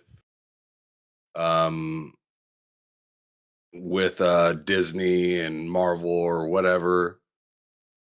Like, and if you look at it, Disney's really just kind of spreading it all around to everybody. Just like it feels like they're just like testing out the market there's a reason for it. There's a reason. Right. Mm-hmm. And I'm sure there's a scheme behind it, right? But I'm sure there's always a scheme behind stuff. Like I'm not saying that this is like freaking like satanic ritual schemes. I'm just saying like everybody has freaking a scheme when they're out set to do something. They're not just going with what's comfortable. They're trying out a ton of different stuff. So it's like kind of interesting to see how they're moving around and whatnot. So I'm not that surprised with Indiana Jones. I'm sure Xbox really would like to have a title that's just them that can capture a big audience like a Spider-Man. I don't think Indiana Jones is exactly on the level of Spider-Man because of kids are really are into Spider-Man more than I'd say Indiana Jones easy. But a lot of us that have been around for a while know how popular and dope that IP is, and if it's brought back right, not only in the movie but also portrayed in a video game that gives Indiana Jones another life, because this isn't the first Indiana Jones game. Right. Right. But to re-innovate this IP that's been dormant for so long and to bring it to the standards that we have today could be jaw-dropping. Really dope. So I'm just excited to see how it goes. What game do you think that threatens in the industry? What game do I think Indiana Jones threatens? Yeah. Ooh. For There's Sony. 2 games. Well, are you asking me Uncharted. what game does it threaten, or what? There you go. Or what like platform? Uncharted. So there you go. Uncharted and Tomb Raider. So not necessarily so much Tomb Raider, but more. Yeah, but more Uncharted, right? I mean, let's just be honest. That's what Uncharted is. It's Indiana Jones reimagined in a game form. Sure. For most part, right? I mean, it's obviously evolved into its own character, but you can't say it wasn't influenced by Tomb Raider and Indiana Jones as a movie franchise. So yeah, it's the treasure finder game. Yeah, exactly. Yeah. Just like in an adventure, like similar setting and stuff like that, just slightly different time frames. So yeah, it's just something to think about. Like, why do you think you have to think about, like, why are these companies thinking these things are a threat? Mhm. Right? Uncharted is a little long in the tooth, but they're going to try to reboot that because it's Mhm. done well for them. So this kind And of I mean, profits. I mean, to some and, degree, it can. So, and I mean, people have been asking forever for Xbox. I mean, whether you love the sentiment or not, people have been asking forever to, hey, Xbox, why aren't we getting games like Sony? Why aren't we getting games that look like or like play like a Sony game? Not that it has to be third person over the shoulder, but a specific, just story driven game, like a, dare I say, kind of a movie-esque game, to where you get to play the part of somebody very critical and you have a very limited amount of resources as that person or something like that, or you upgrade or something like that, but the story is the main focus, not so much like the RPG elements of changing stories. It's a specific story, it's supposed to go this way, everybody's going to hit that ending for the most part, the same ending. So I mean, I'm pretty interested to see how Xbox rolls out with that, but as for how it pertains to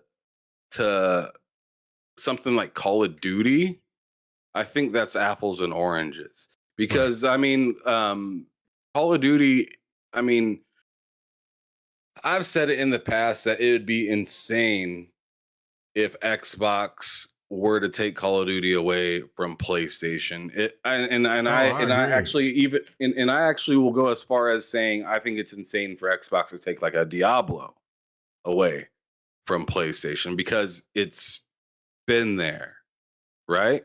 Mm-hmm. And these are games where they encourage as much people as possible, right? So like to keep it on, to just only keep it on the Xbox, not only would it sour people, but it would sour their own pockets. And it just doesn't really quite make any sense. And I see that, and I think that's the real reason why you see Sony saying, yo, we ain't giving you nothing for the PS6, because it's just like, this will hurt you too. This will hurt you too, really, really bad, because you are getting a lot of money through us right now. This may not hurt so much if they were to break ties and then 10 years down the road. I mean, I'm sure Xbox, if they play their cards right, they'd be able to figure it out. I mean, they're already partnered with Nintendo, Nvidia, and Boosteroid, and all these other people that want them, that are willing to work with them. So if Sony, kicks rocks on them, that will hurt Activision in the short term, but it also really hurt Sony too. So it's kind of like, it's kind of like I forget the term, but it's like kind of like playing coy or something like that. I forget what the term is. Yeah. But it's like trying to be tough when you know that you might be like out of ammo. Like, I don't even know if there's a shot. I guess this is like a game of Russian roulette right now between the two of them. Who's gonna fold first? And right now it's looking like it's just more or less in the court's hands, and Xbox is more or less saying, "Hey, Sony, it's in your hands. Do you want to work with me or not?" So, I don't know. This is weird. Well, no, see, for me, I disagree on the part that, because of why because I think if Sony is, because they're playing chicken, they definitely are playing chicken. I think that Sony is going to come to their senses and put the game on, and going to put the game on, is going to have Call of Duty on, remain to stay on PlayStation. But the thing is that Sony does not want to pay Microsoft, because Microsoft can do the same shit that PlayStation has done to them, and that increases that increases, and most of that money is going to go into investment on Game Pass and getting bigger and bigger titles on Game Pass. Maybe we talked about this before. We talked about how, in particular, how I think I just lost my train of thought. I don't know. I heard Viper say something and it just like wiped me real quick. Yeah, never mind. Continue, K-Meg. I can wipe from my mind. You're fine. Are you playing that old ass Nintendo 64? That'll do it. Hey man, I just play games. Anyway, Ray G4, he says, will PlayStation gamers at least get Starfield Indiana Jones wallpaper? No. Big question. No, they will not.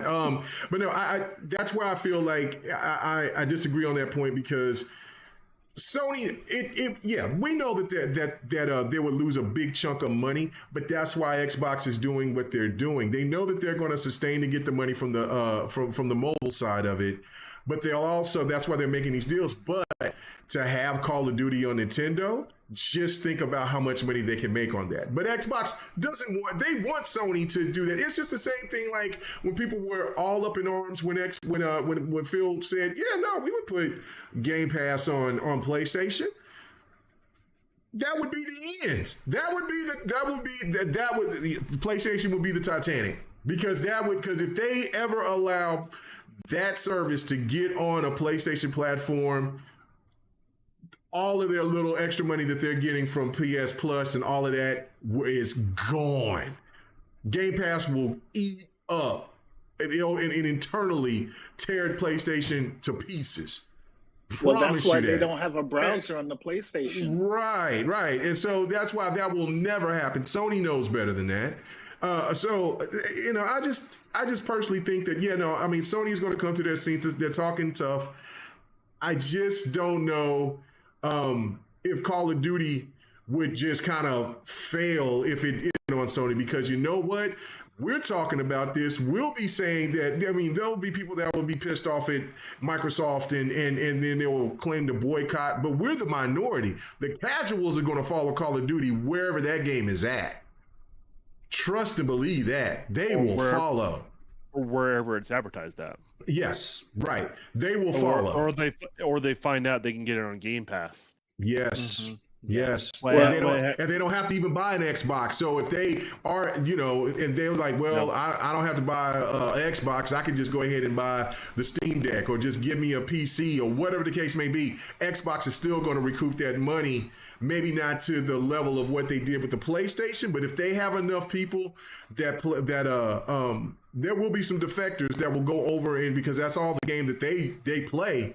They won't have every PlayStation gamer, of course, but they will. I think that they will sustain, because you adding Nintendo, and Nintendo hasn't had a Call of Duty in I don't know how long, and that thing is going to sell like hotcakes. I don't think what people understand is the barrier to entry for Xbox is the lowest out of all the platforms out there. Mm-hmm. The cost of least, even with the price hike.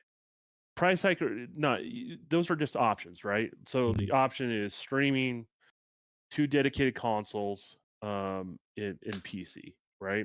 And then multiple ways you can do it on PC. You can stream it, or you can you can purchase it and run it locally, right? So because the barrier entry on the Xbox ecosystem is so low, that does create a huge advantage, and that's the reason why they focus, I think, all their advertisement on Game Pass, because when they put a Call of Duty, when they advertise Game Pass, Call of Duty is now on Game Pass. Guess what they're now advertising? They're advertising their Gears of War series, they're advertising their Forza series, they're advertising anything that's a Microsoft IP and getting that into people's hands in one way or another. And if you're a dedicated PlayStation guy, you want to have that PlayStation hardware underneath your TV, but you're like, Call of Duty's pretty cheap on Game Pass. Yep. Oh, I just bought a new TV with HDMI 2.1. Oh, wait, I can stream it on my TV as well. Yeah. So like, it's up to the customer what experience they want, but the value proposition starts becoming less and less on the Sony side of things. In regards to this, here's the thing too with like exclusives, like I don't know, like with Indiana Jones and stuff like that. Like, if it already exists on your platform, I don't think anyone should feel threatened on the Sony side of things, right? Right. But when it's a new product, it's not happening. It's just not happening. I hate to tell you this, because Microsoft, even though Sony is a very viable platform, and I'm not saying it is, obviously they're market leader, they're looking long term, and they're going to say, well, our ecosystem eventually will be bigger than everybody else. That's what they're looking at in regards to that. So how you consume a product, they don't give a crap if you buy a disc. They don't give a crap if you get through Game Pass. They don't, but as long as you get it from us, right? They want to be on that bottom of the pyramid where you're reliant on them, and that's how they make their money. That's how they get you, right? So things like this are going to be exclusive. I don't think if there wasn't an Indiana Jones game already in pre-production, and a deal was already signed, I don't think this is something they would have pursued, to be honest with you. I can agree with that. In regards to that, because what a lot of people don't understand with Disney, and this is not a knock on Disney, they're really expensive to license their IP. Extremely expensive. I think one of the most expensive in the industry to license any IP, as far as crossover is concerned. And that's how Disney makes their money. That's probably why they don't want to release those IPs. They want to own them. So yeah, you remember when EA got in all those troubles with the microtransactions, with loot boxes and stuff like that? Tell you right now, it wasn't just EA's idea. That had to get approval from Disney. Oh, absolutely, yeah. So Disney is trying to obviously get whatever money they can out of their properties, as you should if you own it. Not blaming them for that, because they bought those IPs with the idea that they're going to get a return on their investment. But it's just their IPs is really expensive, so I don't see Microsoft would have pursued this. But if it does well enough and they're able to break even and they can socialize, they can market it towards Xbox, then see them doing another one. And I'm kind of really curious with like Bethesda. Not every product is a win for me, right? Like I'm one of the people that's not interested in Starfield. But I am interested in Indiana Jones game because I know the team that's working on it. So interesting. All right. Anybody else want to? Yeah. I know that you're a big Machine Gun fan. Okay, go ahead. Yeah. So the deal, people have to differentiate movie rights from game rights. They're completely different things. Okay, they're not the same. Okay, like get that through your heads now. They're not the same. Okay, because when it comes to Indiana Jones, even though it's not as big of a property as Spider-Man, they still kind of made the same deal that they did with Spider-Man, where they said, okay, well, we want to make an Indiana Jones game. They went to Machine Games and they were like, okay, we want to make it. And they gave them the deal to do it. So when Microsoft bought that entire company, became exclusive, like it's exclusive. And that's the problem with a lot of people. I think they kind of look at it as like a bad thing because it's going only to Xbox or it's only going to PlayStation. these companies have to make money, right? They have to make money somehow. They make money. They don't make a lot of money, a ton of money off of their, exclusives and stuff. I mean, they do at certain for certain games or whatever, but they don't necessarily, have the God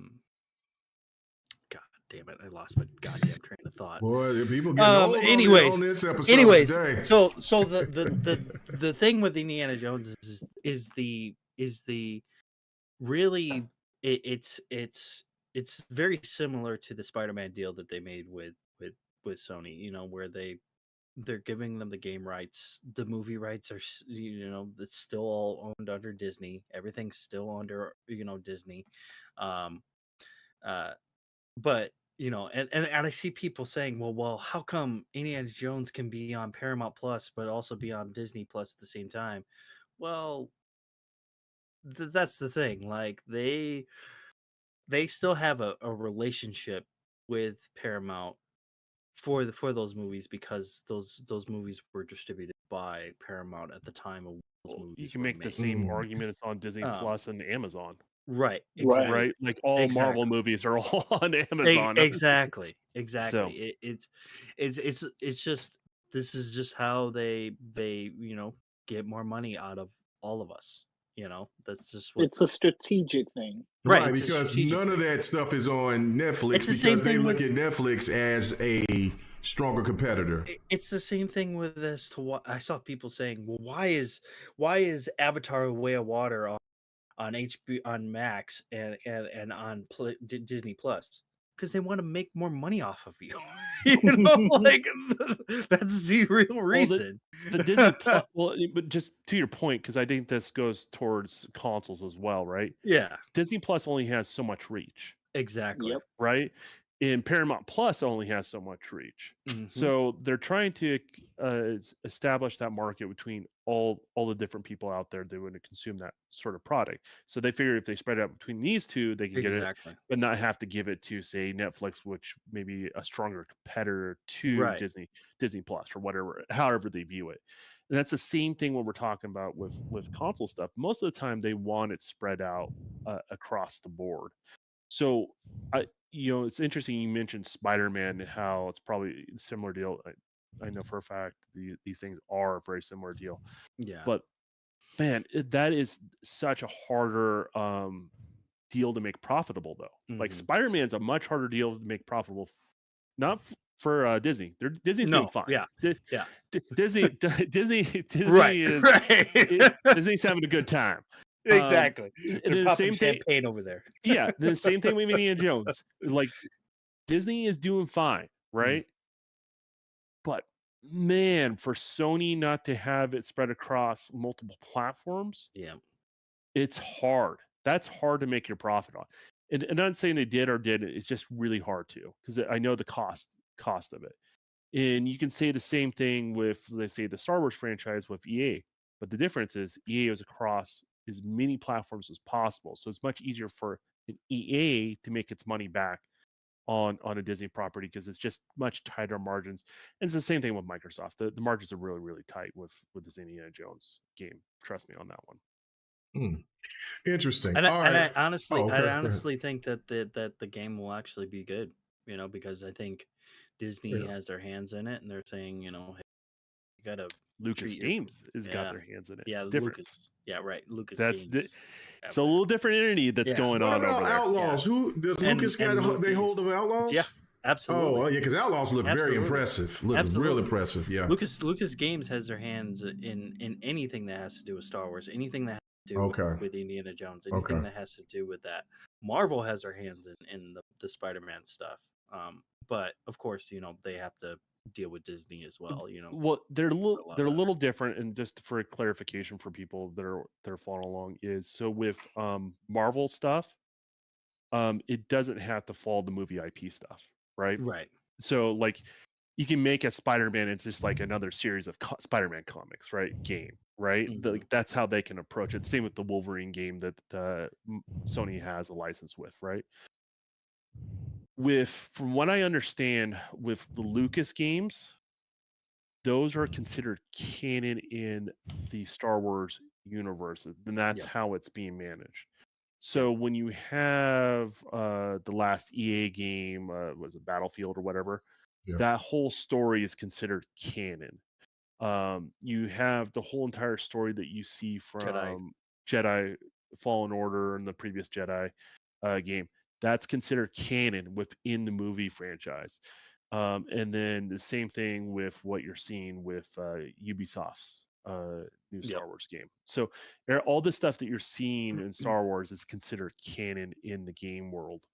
So it's a true expansion, not just some weird one-off spin-off. Where the Marvel stuff is not really tied to the Marvel Cinematic Universe. Exactly. It's a little bit different. So they're able to kind of branch out a little bit more with the Marvel stuff because they like if you look at Marvel's Spider-Man, the PS4 2018 game, they were able to do different things with that because of the fact that they were able to be like, oh, it's not canon to the movies, it's not going to be canon to the comics, so we can do kind of our own story, which they've said in the past at Insomniac that that's what they've been doing is creating their own story with the Spider-Man IP. So and they can also do their own timeline too, right? Right. So they don't have to release corresponding with the movies, where Lucasfilm runs into issues with that. That's the reason why you're seeing so many Star Wars games that were canceled by EA, because they were trying to make it all part of the universe and make it all matter. So a lot of that stuff got canceled by Lucasfilm. All right. Well, thank you guys for coming and checking out the White Gentleman Podcast. Everybody, all right. Anyway, all right. Hey, we're just giving you guys information it's very informative. It's just information that we're giving you guys that sometimes I see on Twitter, or I'll see something and I don't say anything because I already know that people are going to be like, you don't know what you're talking about. You have no idea. They'll do all this kind of stuff, and I'm just like, okay, whatever. It's not even worth it. So on a podcast, I can actually speak. No, it was very informative. But I just want to kind of get to another topics, and so we can get on, so we get ready to get out of here. You know what I'm saying? Because y'all guys were getting real in depth. I'm like, I should have started talking about that shit from the get, because y'all took it over. I'm like, well, I'm over here about to hit go on Mortal Kombat or Diablo. No. It was fantastic. No, I love it. This is how me and Don can converse. Yeah. No, y'all guys was into it. I was like, this is interesting. And then I look at the time and I'm like, oh, we're gonna have to get to moving. So, all right, so let's move on off of that. We talked enough about the ABK deal. I mean, we talked damn near the whole show about it, but we got to move on. I want to, I think, man, I want to go to my boy Viper about this so quickly right now, but I'm going to say Viper for last.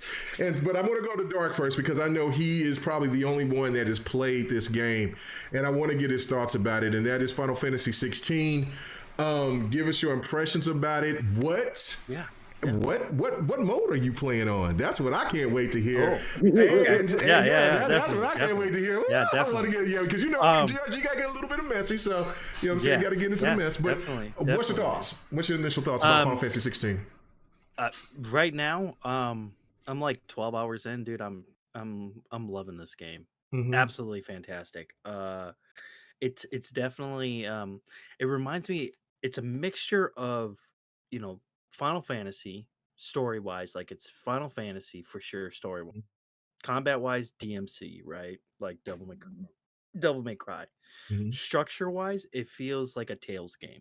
Tales of Rise, Tales of Symphonia, okay. You know what? That makes that since you said it feels since you said that makes a lot of sense. And so I'm absolutely loving this game because I love the Tales series. That's one of my favorites. And then they're bringing in the DMC combat, and then they're bringing in the story of Final Fantasy. So it's all coming together into some of the games that I absolutely love. They're taking everything from those games and just combining them into one game, and I'm loving it. And I know a lot of people are out there saying, well, this isn't like a Final Fantasy game and yada yada, but to me, I feel like it's Final Fantasy. I feel that Final Fantasy bread and butter to it. So right now I'm gonna tell you the mode that I'm playing on. What is it? Is graphics mode. I'm playing on the graphics mode. I'm playing on the graphics mode. Come on, man. No way. And the no reason way. and the reason You and can't. the reason You and the can't, reason Dark. and the reason for that is because I got a 4K TV, people. Okay, I got a 4K TV, and I want to be glorious in its 4K. Okay, like the motion blur, it gets me a little bit. You know, I'm like, Can't you turn the motion blur I wish I off? could turn it off. You No, can't turn it they're off? gonna patch that in. So You don't that's got- one thing. Yeah, I know. Okay,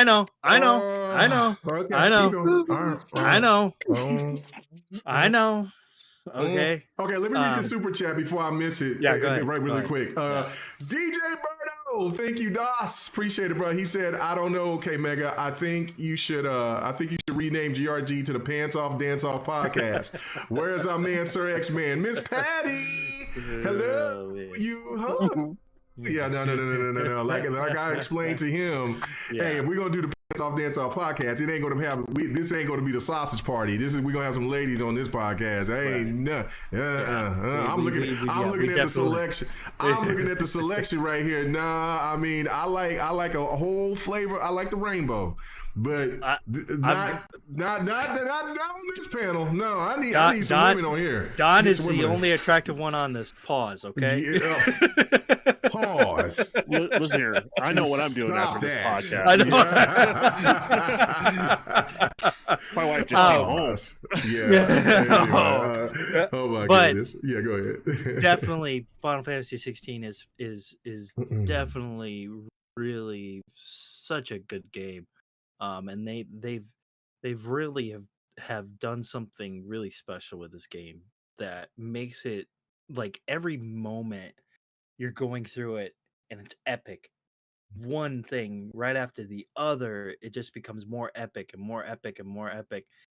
I do hear that eventually at some point it does fall off at some point towards the end, so I haven't gotten there yet, but right now it is becoming like every single time I get a cutscene or get a boss fight or something like that, I'm feeling like, holy crap, what's next? You know? So I'm absolutely loving the game. My score right now, I'd probably give it a 9 out of 10 right now. Okay, excellent. Good for Final Fantasy. Good for Final Fantasy. It's good for Final Fantasy, and definitely, is it my game of the year? That was going to be my next question. Yeah. Right now, no. Tears of the Kingdom is still my game of the year because you will not get rid of that. You will not let it. You will not let Link go, bro. That game is on another level. To tell you, if you're not playing it or if you haven't played it, it hits on a different level for me because The Legend of Zelda has been in my life for so long, since I was a kid. So it just, it hits different. Just so people know that was yesterday. I was knee high to a duck yesterday. Yeah, you're not fooling me with that damn hairline. I know. I know you're in your early 20s, man. Yeah. No, I'm actually 34, dude. Oh man, not with that hairline. Damn. 34, dude. I turned 34. Him and Ham Solo. I think they're the same age. I think Ham is like 34, 35. What are the kids saying your age? But Ham looks like he's like 80. So damn, Ham's in the game, bro. He's on that Nintendo shit. He ain't paying attention to. But of course, Ham also has a kid too, so I can see that. He hit the mic, so it he ages you more. Look at him. He's got a grin. Well, man. Put that relic down, man, and go ahead and get on that Diablo. Final thoughts on Final Fantasy 16. If you have a PlayStation 5, if you love Final Fantasy, if you love all the games that I mentioned, definitely give this a shot. If you don't feel like paying the $70 or whatever, more power to you. I think you'd be better off if you did actually kind of wait for it to be on Game sale. Pass. I'm sorry, if that game comes to Game Pass, I'm still not playing it. So I'm just making that clear. I think it's definitely, honestly, K-Mega, I think you this game. Oh, I know I would love it. I'll see the gameplay. Yeah. A matter of fact, I understand your stance on I got to stand my stance on it. I will not. I'm the same way. I will not renege on that, and that's I not have a solution for you guys. What's that? Turn your gamma on your TV. Problem solved. Oh That's it. There's a loophole. I can turn it up. Everybody's black. I'm good. Everybody will be black at that point. Everyone, not just one. Everyone, even the creatures. Let's go, Shiva. She's But I black now. definitely, that would be insane. Then you stream it, and people be like, "What the hell's going on?" What the hell? Hey man, the devs changed their mind. They said, Listen, "Look, we've heard you, and we want to put color in. Let's go." Listen, Anyway. I need to make everybody people of color. Okay, that's yes, that's what I'm talking about. Let me ask you. Oh yeah, Fahim said this, and I wouldn't mind this as well. He said we need Optimus to give us some Final Fantasy 16 gameplay next week. So if you could record some gameplay, send it to me. I'll post it tomorrow. Yeah, next week. I'll do that for sure. Yeah. Yeah. We'll put it on there. I probably will alter it like Don said, and you need to need to alter it so then it looks like it has Xbox controls, right? No. I'm just gonna make a little bit. Every white person in there gonna have a tan. You know what I'm saying? So it's gonna be all right. Yeah. You know what I'm saying? Actually, it's funny because the main character actually has a tan. It's hilarious. Oh, he looks more Latino than he does anything else. Oh, the main dude, yeah. He look like Miguel from Tekken. Yeah, he looks exactly. Like That's what he looks like. I'm just like, So anyway, but no, I'm glad that you enjoy the game. I'm seeing people saying they enjoy the game. Now, I was expecting to see a lot more people post stuff, but I am starting to see people starting to post it. It does, action-wise, it looks amazing. Yeah. For me, the reason why I haven't posted much is because I'm so invested in the game. Like, I'm so drawn into the game that I'm like, I forget that there's the photo. I forget that there's, that I'm, when I'm playing it, I'm like, oh yeah, I should take clips and post pictures of it. And today, finally, I was like, I should probably do that. So. Yeah, I think there's a lot of people out there who are like me who are just like, man, this is so good that I forget about all the other stuff. As Fahim said, Clive isn't that white. No, it ain't. Listen, I've got to do this disclaimer because even for people that are maybe new on the show, I have no problem that it has an all-white panel. It is the word. It is what the director of Final Fantasy 16 said that pissed me off. Yeah, it's about because honestly, even the main chick girl, which is her name is Jill. She looks like she's Asian. She doesn't look like she's white at all. So I mean, I don't know. I mean, but you know what? The one more thing is that the art style reminds me a lot of Final Fantasy 12. Art style, like the faces and stuff, like the way that the faces look, it looks very similar to Final Fantasy 12, which 12, if everybody knows, is my favorite Final Fantasy. Nice. I didn't know 12 was your favorite. Yeah, because Vagrant Story. Yeah, from the PS1 days. Yeah, from the PS1. Yep, you're right. Yep.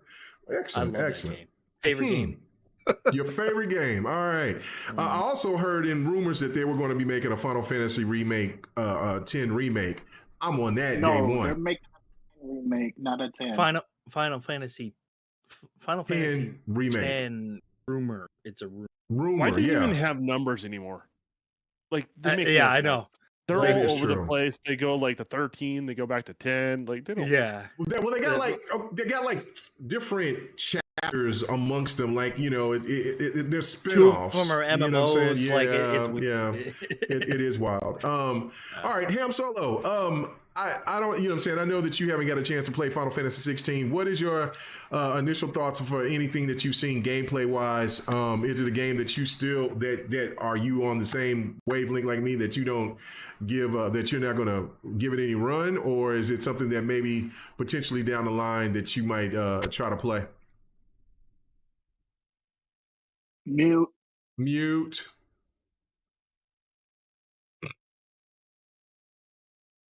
Still mute. Oh yeah, he got. I think he had it there for a second. He has to double tap it. Yeah. Oh man, got him. Plug it in. There's always something with this podcast. It's always something. We try to go. Yeah, I try to. We try to be perfect, but man, it just don't work. Just don't work. We ain't never on time, and you know what I'm saying, and we was on time last week, but I think last week was the one perfect show. Like no cameras tripping or anything, but you know, that's not the norm. Okay, let's go ahead and go to Don because I want to get to Viper last on that one. Did you have any interest in it? Have you seen the gameplay or anything like that, Don? It's Final Fantasy. I never pay attention to those games. I think the last Final Fantasy I ever played was Final Fantasy Tactics. Oh wow! That was a classic though. Yeah, that was a classic though. I liked it because it wasn't just a turn based, but it was strategic and where you place all your characters, and that got me into Bleem. Did you play it through Bleem? Oh, let's see. No, I played on older console. I think. So you played on PS1. Yeah, PS1. Yeah. So it's one of those times when I didn't have a PS1, borrowed it from a friend, but that was the game I played. And what I liked about it because it was there. I know there's more strategy to turn-based games, but they always felt like a roll of a dice to me, and I never found that to be fun. And so Tactics had that element where you can place and have more influence on what's going on. So that being said, because Final Fantasy has been that for a long time, I know the recent ones haven't. I just haven't paid attention. But if this is more action-based, I might take a shot. It was never on my radar, but right now, I'm investing more stuff in my office right now than buying games right now, so I'll have to wait a little bit in regards to that, and I'll play whatever mode is default when the game comes out. Little known hint. Graphics. Yeah, that's what I was going to ask you about. Little known hint. When a developer gives you the default mode, that is what the game is going to play best at. It's going to have the least amount of inconsistencies. That's where they're going to take the time to optimize their game. So whatever that default is, usually when you get a game, that is where that game is probably going to play the best on that particular piece of hardware. So just something to keep an eye out for in regards to that. I know there's a lot of debate between frame rates and stuff like that, and it's silly conversations. But for those that just don't want to even be part of the conversation, just want to play the game and what's the best way to play it, whatever default is usually the best way to play that game. So that's it. Or just get you a PC with a 40 high-end 30 graphics card and you're set. So you know what I'm saying. But Don, since you brought up Tactics, I have a game that you might be interested in. And I picked it up myself, but I haven't even booted it up yet. And that's Dialfield Chronicles. That's on the same wavelength as Tactics, and I've heard some really good things, and I've been wanting to get the game, but the game has been really expensive. No, I got it. I bought it on sale. I got it. I just haven't booted it up. That's why I was turning on the going into my library, and I was like, what is the last part? I know it's Dialfield, but it's Chronicles. Dialfield Chronicles. It's funny about that. So the other turn-based RPG that I like. And it's a selective, like Tactics is up there, right? So I'll definitely try out the game you mentioned. Okay. But Mario RPG. Ooh, and it just showed the new one. I mean, it's the first time I'm like, oh, I don't have a Switch. I'm like, do I get it now when it's about to be over with in 6 months? You could just emulate it on PC, dude. Well, legitimately. Right. That's true. We don't want to get Don in trouble here. Yeah. No. People worked hard. I want them to get their money. I'm not worried about that. But if it was released on PC right now, I would make the exception of spending the $70. What I'm really against to play that, because that's just one of those games that I loved back in the day. So. Excellent. All right. Ham, can you speak now? Yeah. All right. Good deal, brother. It seemed like you might have to reboot your whole PC. Yeah. So I'm good. But we'll try to. But we're almost done for the night. He's not on the same level as UK Mega. Don't try to put that man in a box or anything, man. Well, he's the one having the issues. I've been fine. I mean, you've been having it too. You've been having issues for months. No, I'm fine now. The voice is sounding good and voice and deep and yes. Anyway, Ham, your thoughts about Final Fantasy 16 is succulent and juicy. Pause, because I'm gonna go to ham on this. Final Fantasy 16, brother. What are you thinking? Of course, the 30 frames, the performance mode situation. Like, I mean, Digital Foundry came out, said, "Look, man, this game is built to be 30, and the performance mode is absolutely ass juice." So, your thoughts? Yo, I was trying to say earlier when you asked me this question in a much more appropriate fashion, that I'm not interested in Final Fantasy. I've never been interested in Final Fantasy. Whatever that Yoshi P dude said didn't help the case for me. I have the ability to play the game because the person I am sharing games with bought it. So I can play it.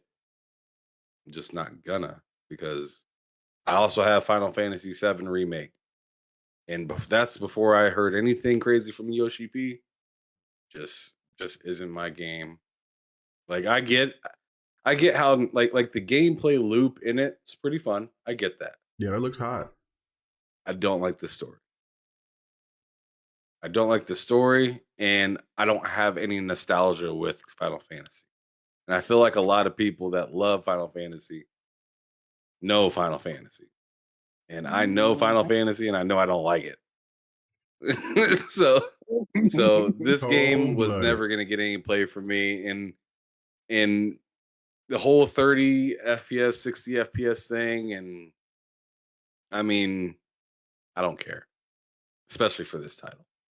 I'm happy that Dark Optimus is having a good time with it. Yeah, me too. I'm happy that the person that bought it, that I game share with, we couldn't wait to play it. Their day one, bought it, excited. Digital Foundry said this is a perfect game somehow, dang near. Even though my god, even though the whole performance mode dropped all the way down to like 20 in the graphics mode, I will agree with that. With that statement, because I haven't seen like any bugs at all, and I'm like 12 hours. So yeah, so I mean, like I said, I'm just not that interested. So I'm just the wrong person to ask about this. Oh yeah, no, but we want to hear your thoughts about it. I mean, sure, it is what it is. So yeah, no, I mean, I would have been all over it if it might have made me pick up a PS5, because I am a Final Fantasy fan like that. But sorry, just ain't gonna do it. Gamma settings. What'd you say? Gamma settings. Yeah. Gamma settings. I mean, we can even do it on this podcast if you wanted to. I could. I could change it all up. That way, it's just a whole light skinned cast except for our boy, you know what I'm saying, Viper. Now that middle part won't be, so white anymore. Yeah, that's true. Anyway, all right. So, Viper, your thoughts, man. Are you interested at all into Final Fantasy 16? And the performance mode situation. Like, I mean, people are pretty much saying that it's broken. I mean, I've even seen some PlayStation gamers say, "Yeah, no, I've been playing. It's a lot better playing it in the not only the dark but others on Twitter, saying that it's better playing it in the graphics mode or quality mode, so which means 30 frames per second isn't as bad as some people are trying to suggest, don't you think?" Oh, that's very interesting. I thought everybody was like 60 or death, huh? Oh, okay. I mean, Starfield 30. So I mean, Digital Foundry said the best way to play is graphics mode. Interesting. And they said that performance mode, they showed that it's 29, 28 FPS for performance, and it's 1080p. That's kind of interesting. I don't know. And is it the power of that SSD? The Kraken. It's the Kraken. The Kraken is lacking over there. Listen, it's okay if PlayStation does it. It's not okay if Xbox does it. We know that. We know that, brother. We know that. We've been doing that standard for a minute. All right. That's Stan 101, okay? You're absolutely right. You have to sign a contract for that, okay? Oh, that ain't happening. But go ahead, continue, Viper, please. Didn't Square Enix said that this game couldn't be possible without the PS5? Oh yeah, they did. They did. Oh my goodness. That's been the slogan for those second party exclusives. You know, the power of the SSD in the PlayStation 5 is what makes this game run. So I'm guessing 1080p 28 FPS is perfectly okay. Yes. Giving the score of 100 on Metacritic, but saying this game is almost perfect. Let's see. I don't know. I'm not interested because I don't exist in that time frame. Talk about it. All right. So is this game starting the argument of frame rates all over again? Is what I'm Starfield? hearing? Well, it started with Starfield started it, yeah. And then, Redfall started it, but then it died down, and then Starfield now just kicked it up another notch. Yeah. You know, any game that comes out, there's still gonna be some sort of butthurt thing about freaking frames. So right. What it sounds like to me, so people are trying to hold on to their subs because they build a reputation around. Right. Yeah. It must be getting late. But I'm being serious. I'm serious. On there, boy. Listen to that. But no, you're right. Let's be honest about it. Like, it's not a popular thing to say amongst gamers that sometimes 30 might be better. Sometimes it might be better. I get it not being popular, right? But when people are looking at this stuff backwards, like that's why I have to keep telling people. Developers look at what they're going to produce early on in production, and they make some earlier decisions of what they're going to do. And so when they target a 30 frames per second game, because they know they're going to have some issues trying to say run it at 60 for what they're trying to do, they prioritize everything from animations to the timing, all the moves, all that sort of stuff, right? Like, and that is a resource choice they make early on. Now, if they also target 60, the people that make the arguments about 60 frames per second games are always best, and it needs to be this genre game or that genre game. What you're not understanding is that early in their development, they decide that's the frame rate they want to target. Does that make sense? And they make concessions on other things in order to hit that particular target frame rate because they feel that's a priority for their game. You PC gamers out there, you don't get the optimization as you do a console. It just doesn't exist. So what you get is broader brushstrokes to take advantage of the different performance profiles that are out there. It's never really that optimized on PC. It never has been. I hate to tell you guys that, right? But if you have enough horsepower and enough money, sometimes you can brute force something.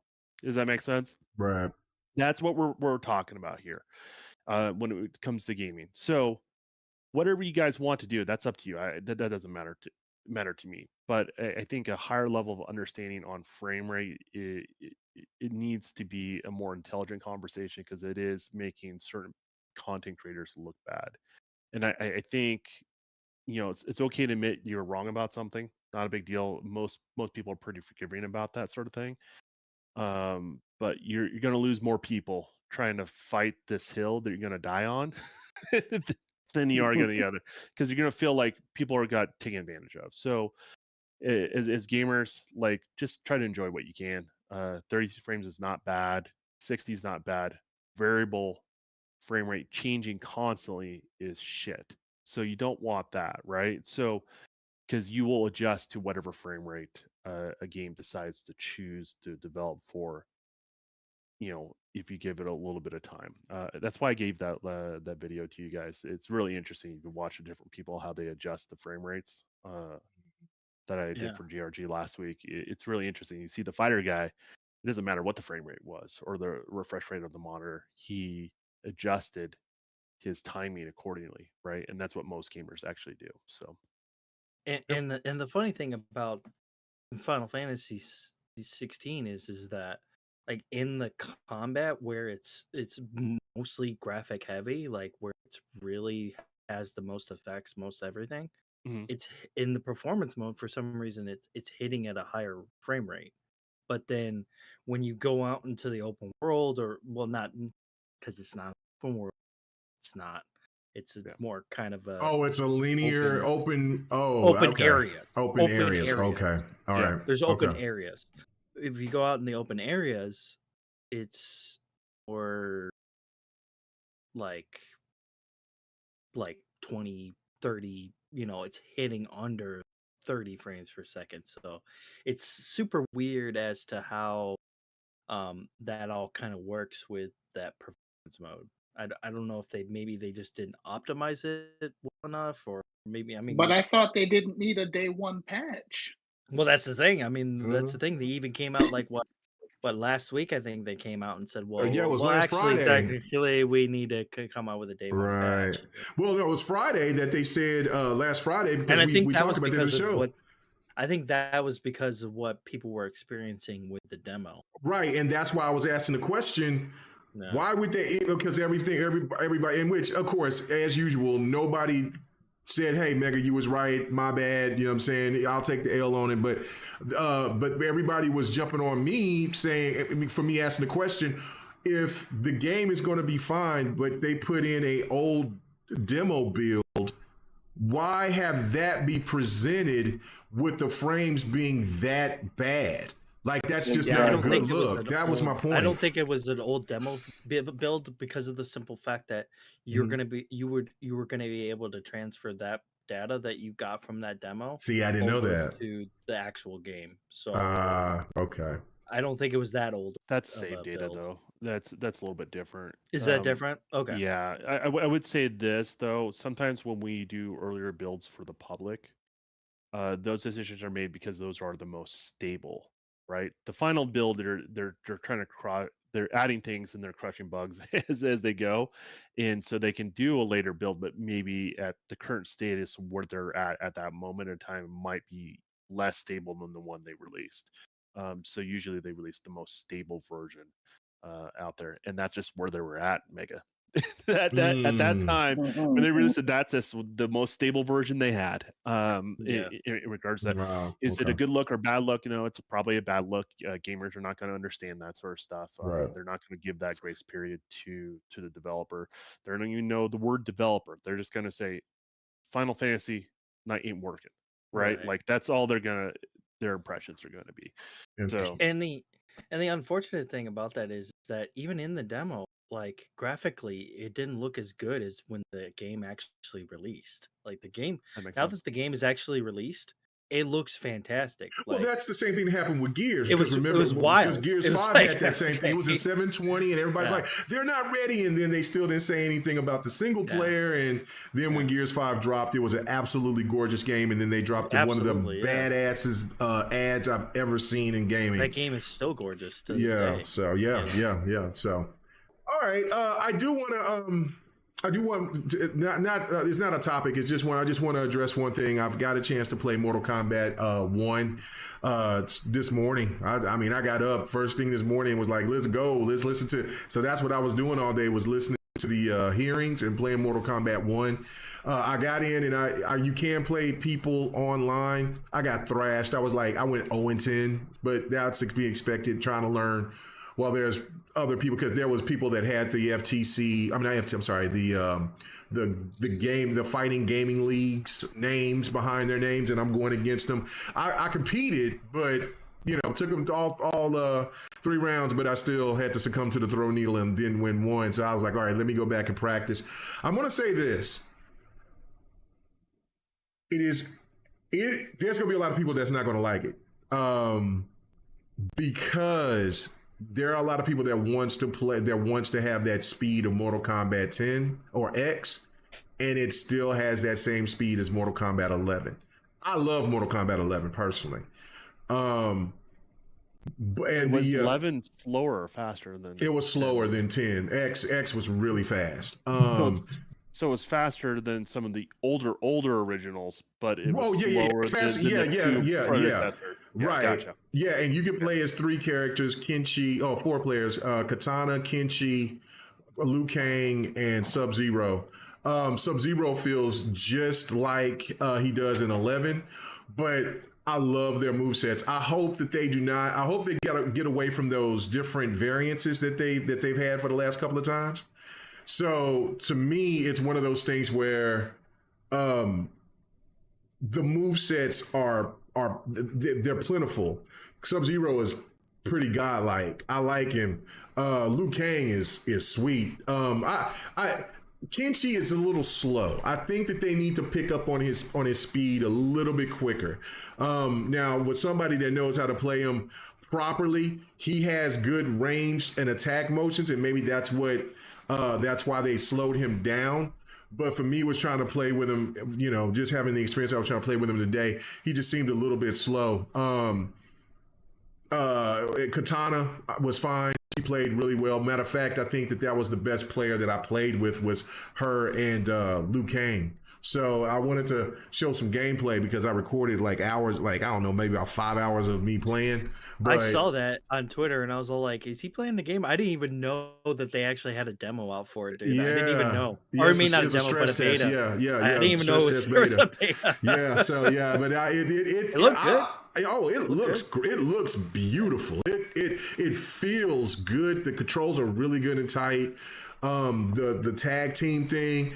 I'm not the biggest fan of Jax because it's got everybody has an aerial attack, has a ground attack, has a straightforward attack when you hit it.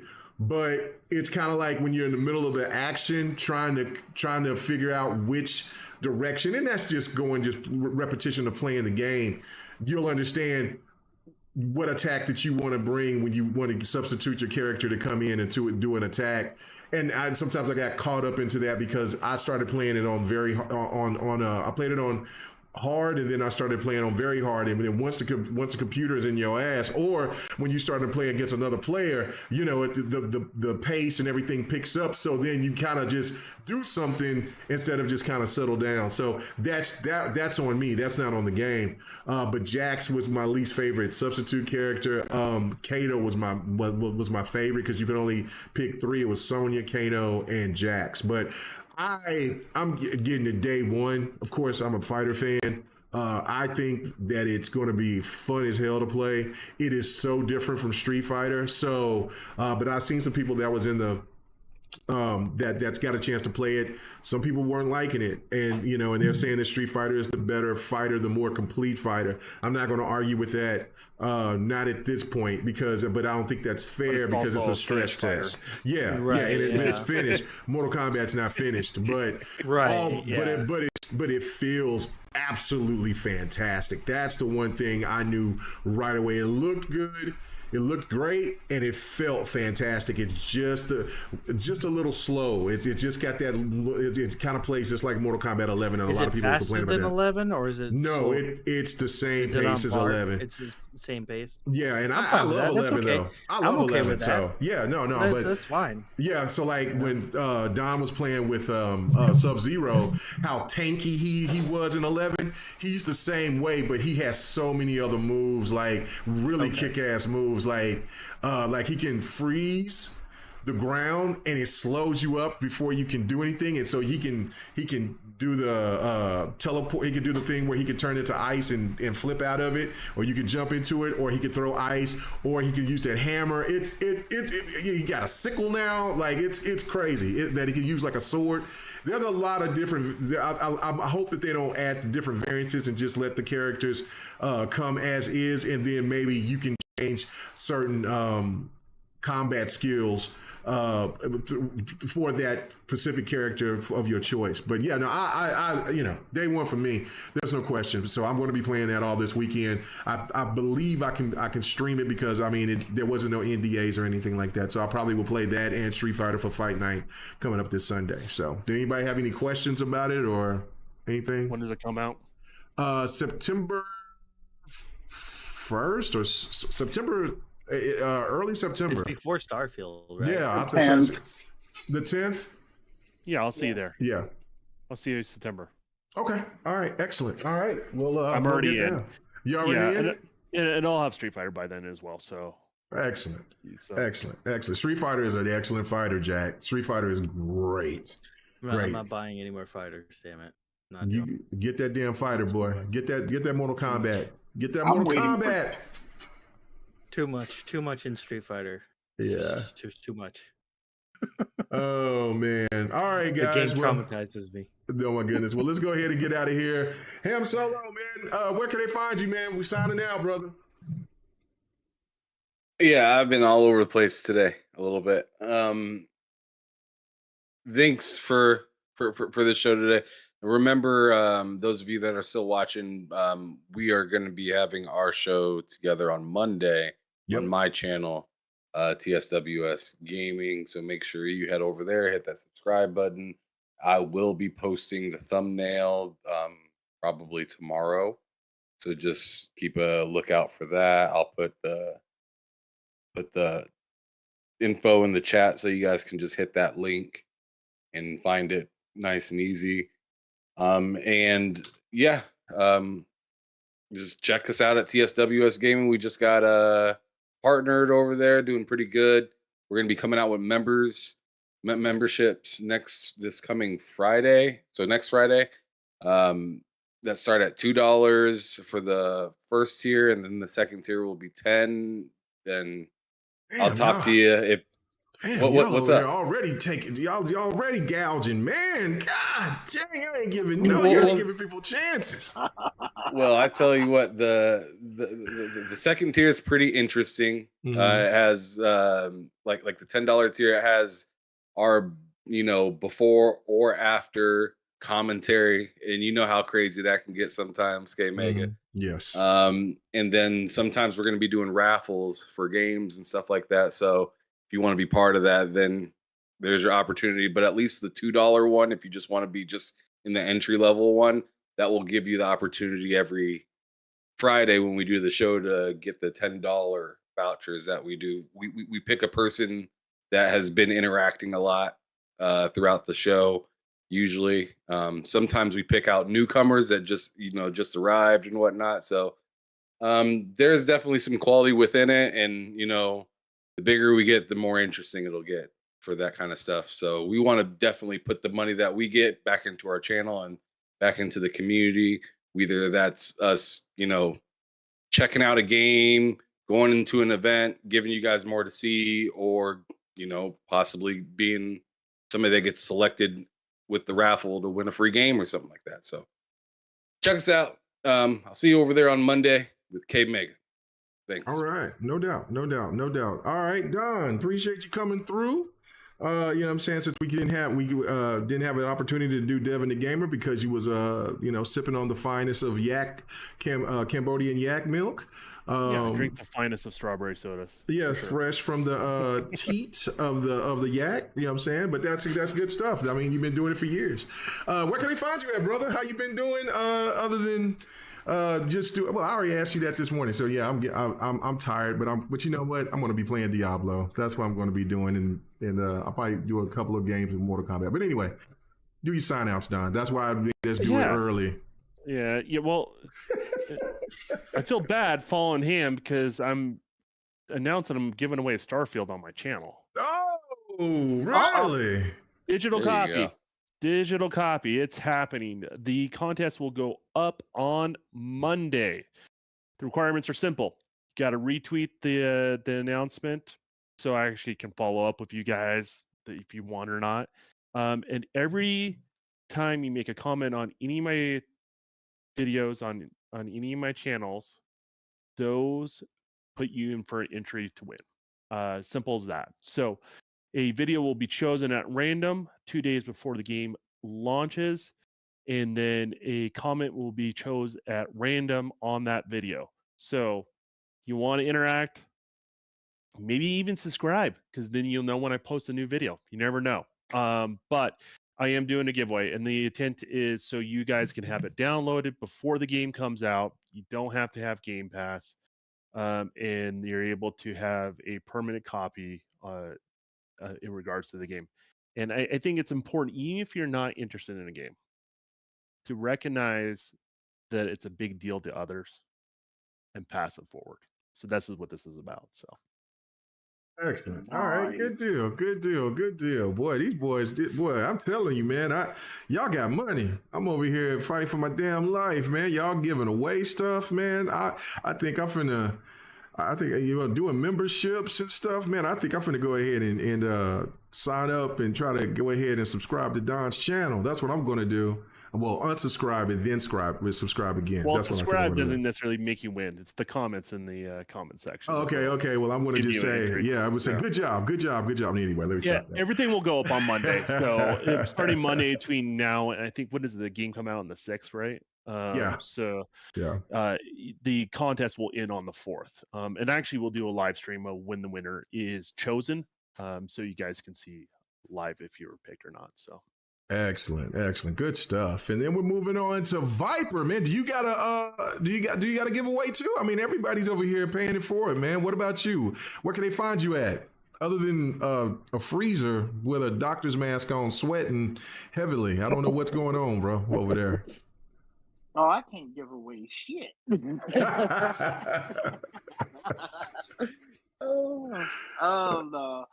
But no, I've just been working and playing some games. You probably may have seen me online playing Ghostwire Tokyo. I love that game. I don't know what the next one I'm gonna do because I have so much in my backlog right now, and so much is coming out. So yeah. Busy time. So other than that, no, you can catch me on Twitter and on Xbox at RGViperX, also on Steam as well, and love hanging out with you guys, podcasting. So yeah. Oh man, good deal. And then Yobi, let me read what Sir X-Man said. He says ham when all Sony on his membership fee. So I think he went all. I think went all Sony on his membership fee. That's what he meant to say. You know what I'm saying? So yeah. No, I went Xbox on it. I said $2, sucker. Let's go. What is he trying to say? It comes with free PlayStation Plus games? I think so. That's what he's trying to say. What y'all talking about? And then the Venomous Viper said, "Is K Mega going to do a giveaway?" Yeah, I'm going to go do a giveaway in Cozumel, Mexico, in September. That's what giveaway I'm going to be doing to my wife. You know what I'm saying? That's what's happening. You know what I'm saying? Sure. Oh man. And then Yobi said, "Tell Don, exclude me. I don't need to win. Just here to support." And then he said to me, he says, "Your birthday's coming up, so I should hush up." So yeah. When is your birthday? August 25th, when Armored Core drops. So I'm trying to sweet talk the wife because she always bought me Madden for my birthday, right? So but I'm trying to sweet talk her for that extra. You know what I'm saying? Trying to go ahead and get that Armored Core. So there's so many games coming out in September. It'd be cheaper than getting Madden because it's only $60. Well, I get Madden. I get my wife buys Madden for me because she knows that's the game that I like. Don't have a you're trying to get her to buy you more. Okay, right. Here's the deal, K-Mega. Get yourself a PO box and let everyone know when your birthday is in August. I will do that. I will do a PO box. I think that's the move right there. All right, I'll get a PO and box. Eventually, one of those things you can do as a giveaway. You can re-gift it. That is true. But you know what? Yeah. There's some treacherous stands out there, man. They'll put a possum or something up in my shit. So I don't know. Maybe some little angel dust. I don't know. So you know what I'm saying? I might get an envelope like, "Hey man, thank you for that." And then, so you never know, man. Me. All from Dark. All right. Last but not least, Dark Optimus. You know what I'm saying? The man that loves 30 frames per second. Quality experiences on Final Fantasy 16, man. Where can they find you at, brother? Listen, look at me in my eyeball. Oh man. Oh Lord. Here we go. I'm giving away free ass kickings. All right, that's what I'm giving away. You a PlayStation dude. We knew you wasn't gonna give shit away. So we don't buy games for people. Okay, we just we selfish. All right. But no, yeah, you guys can find me on Twitter. Man, I can't even get a wrench on this damn podcast. You think I'm gonna freaking give you guys a freaking giveaway here? Come on now. K Mega still hasn't given me a wrench. So, but no, you guys, you guys doesn't understand how it works. You saw how the beginning of the podcast started. Like, listen, I know. I'll give you something when Xbot give me something for my 9 years of service to the next podcast. So when that happens, then you'll get something. So don't worry about it. That's the day hell freezes over. Right. But no, you guys can find me on Twitter, Dark Animus. You can also find me on Xbox and PlayStation. That's the same name. You guys can also find me here on YouTube at Dark Animus every Monday, Wednesday, Saturday at 5 p.m. Pacific, 8 p.m. Eastern for my live streams. Right now, we're going through Street Fighter 6, and I don't know what's going to be up next after that. So we'll see. I'll probably do a poll or something like that on Twitter and feel people out and see where they would kind of want to go with it. But as always, K Mega, it's a blast podcasting with you, brother. Oh yeah.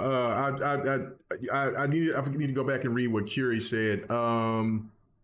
Shout out to her. She gave the show a 11 out of 10 tonight. She said it was informative, fun, organic discussions. She said it was one of the best GRG episodes in a long time. So that means we need to step our game up. So but that's all. It was the best one ever, but I'm just saying. No, not ever. Not ever. And there's been some classics. Yeah, sir. Yeah. You're welcome. Yeah. That's the key. I need to add more white folk onto the podcast. You know what it was? It was that white on white conversation that we had. Did. That's that organic. That's that organicness. Whatever. I'm gonna make sure I'm gonna edit the show and make everybody brown. That gamma's going up. I'm gonna look like by the time I'm done with this gamma, I'm gonna be as dark as my brother Viper. That's what's going to happen. So me and him going to be some.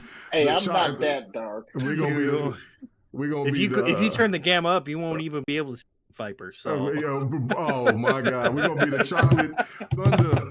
That's what we're going to do. Oh, you have to mess with the contrast afterwards. You got to try to get. Well, in the beginning, we're going to just have to, lighten them up a little bit because after I'm done. But anyway, let me stop that. Everybody. I'll send you a LUT for it, man. Okay, good deal. We'll call it the brother LUT. That's it. We're brothers. We're happy and we're singing and we're brothers. Oh my God! Give me a high five. Give me a high five. I love that show. I love the Wayans brothers. That was so damn funny. Oh my goodness. Anyway, all right, guys, we about to get out of here. Remember, it's what I'm saying. The Lord's time. It's only 11:11. That means you can still go hit the spots. You got a couple of more hours to go do your thing. You know what I'm saying? As usual, I live through you guys. So if y'all go out there and get down and get busy, you know what I'm saying? Protect yourself, be safe, because it's dangerous out there. So as always, you know what I'm saying? Get out there, have a good time. And if you're going to find one, and have a good time and enjoy that pants off, dance off. We out. Peace. All right, later, guys. I have to go pop an achievement. Hey, thanks for checking out the GRG podcast. All your gaming news and our special topic of the week. Make sure to join us every Friday night, 8:30 p.m. Eastern, 9:30 p.m. Central, 6:30 p.m. Pacific. This was the GRG podcast.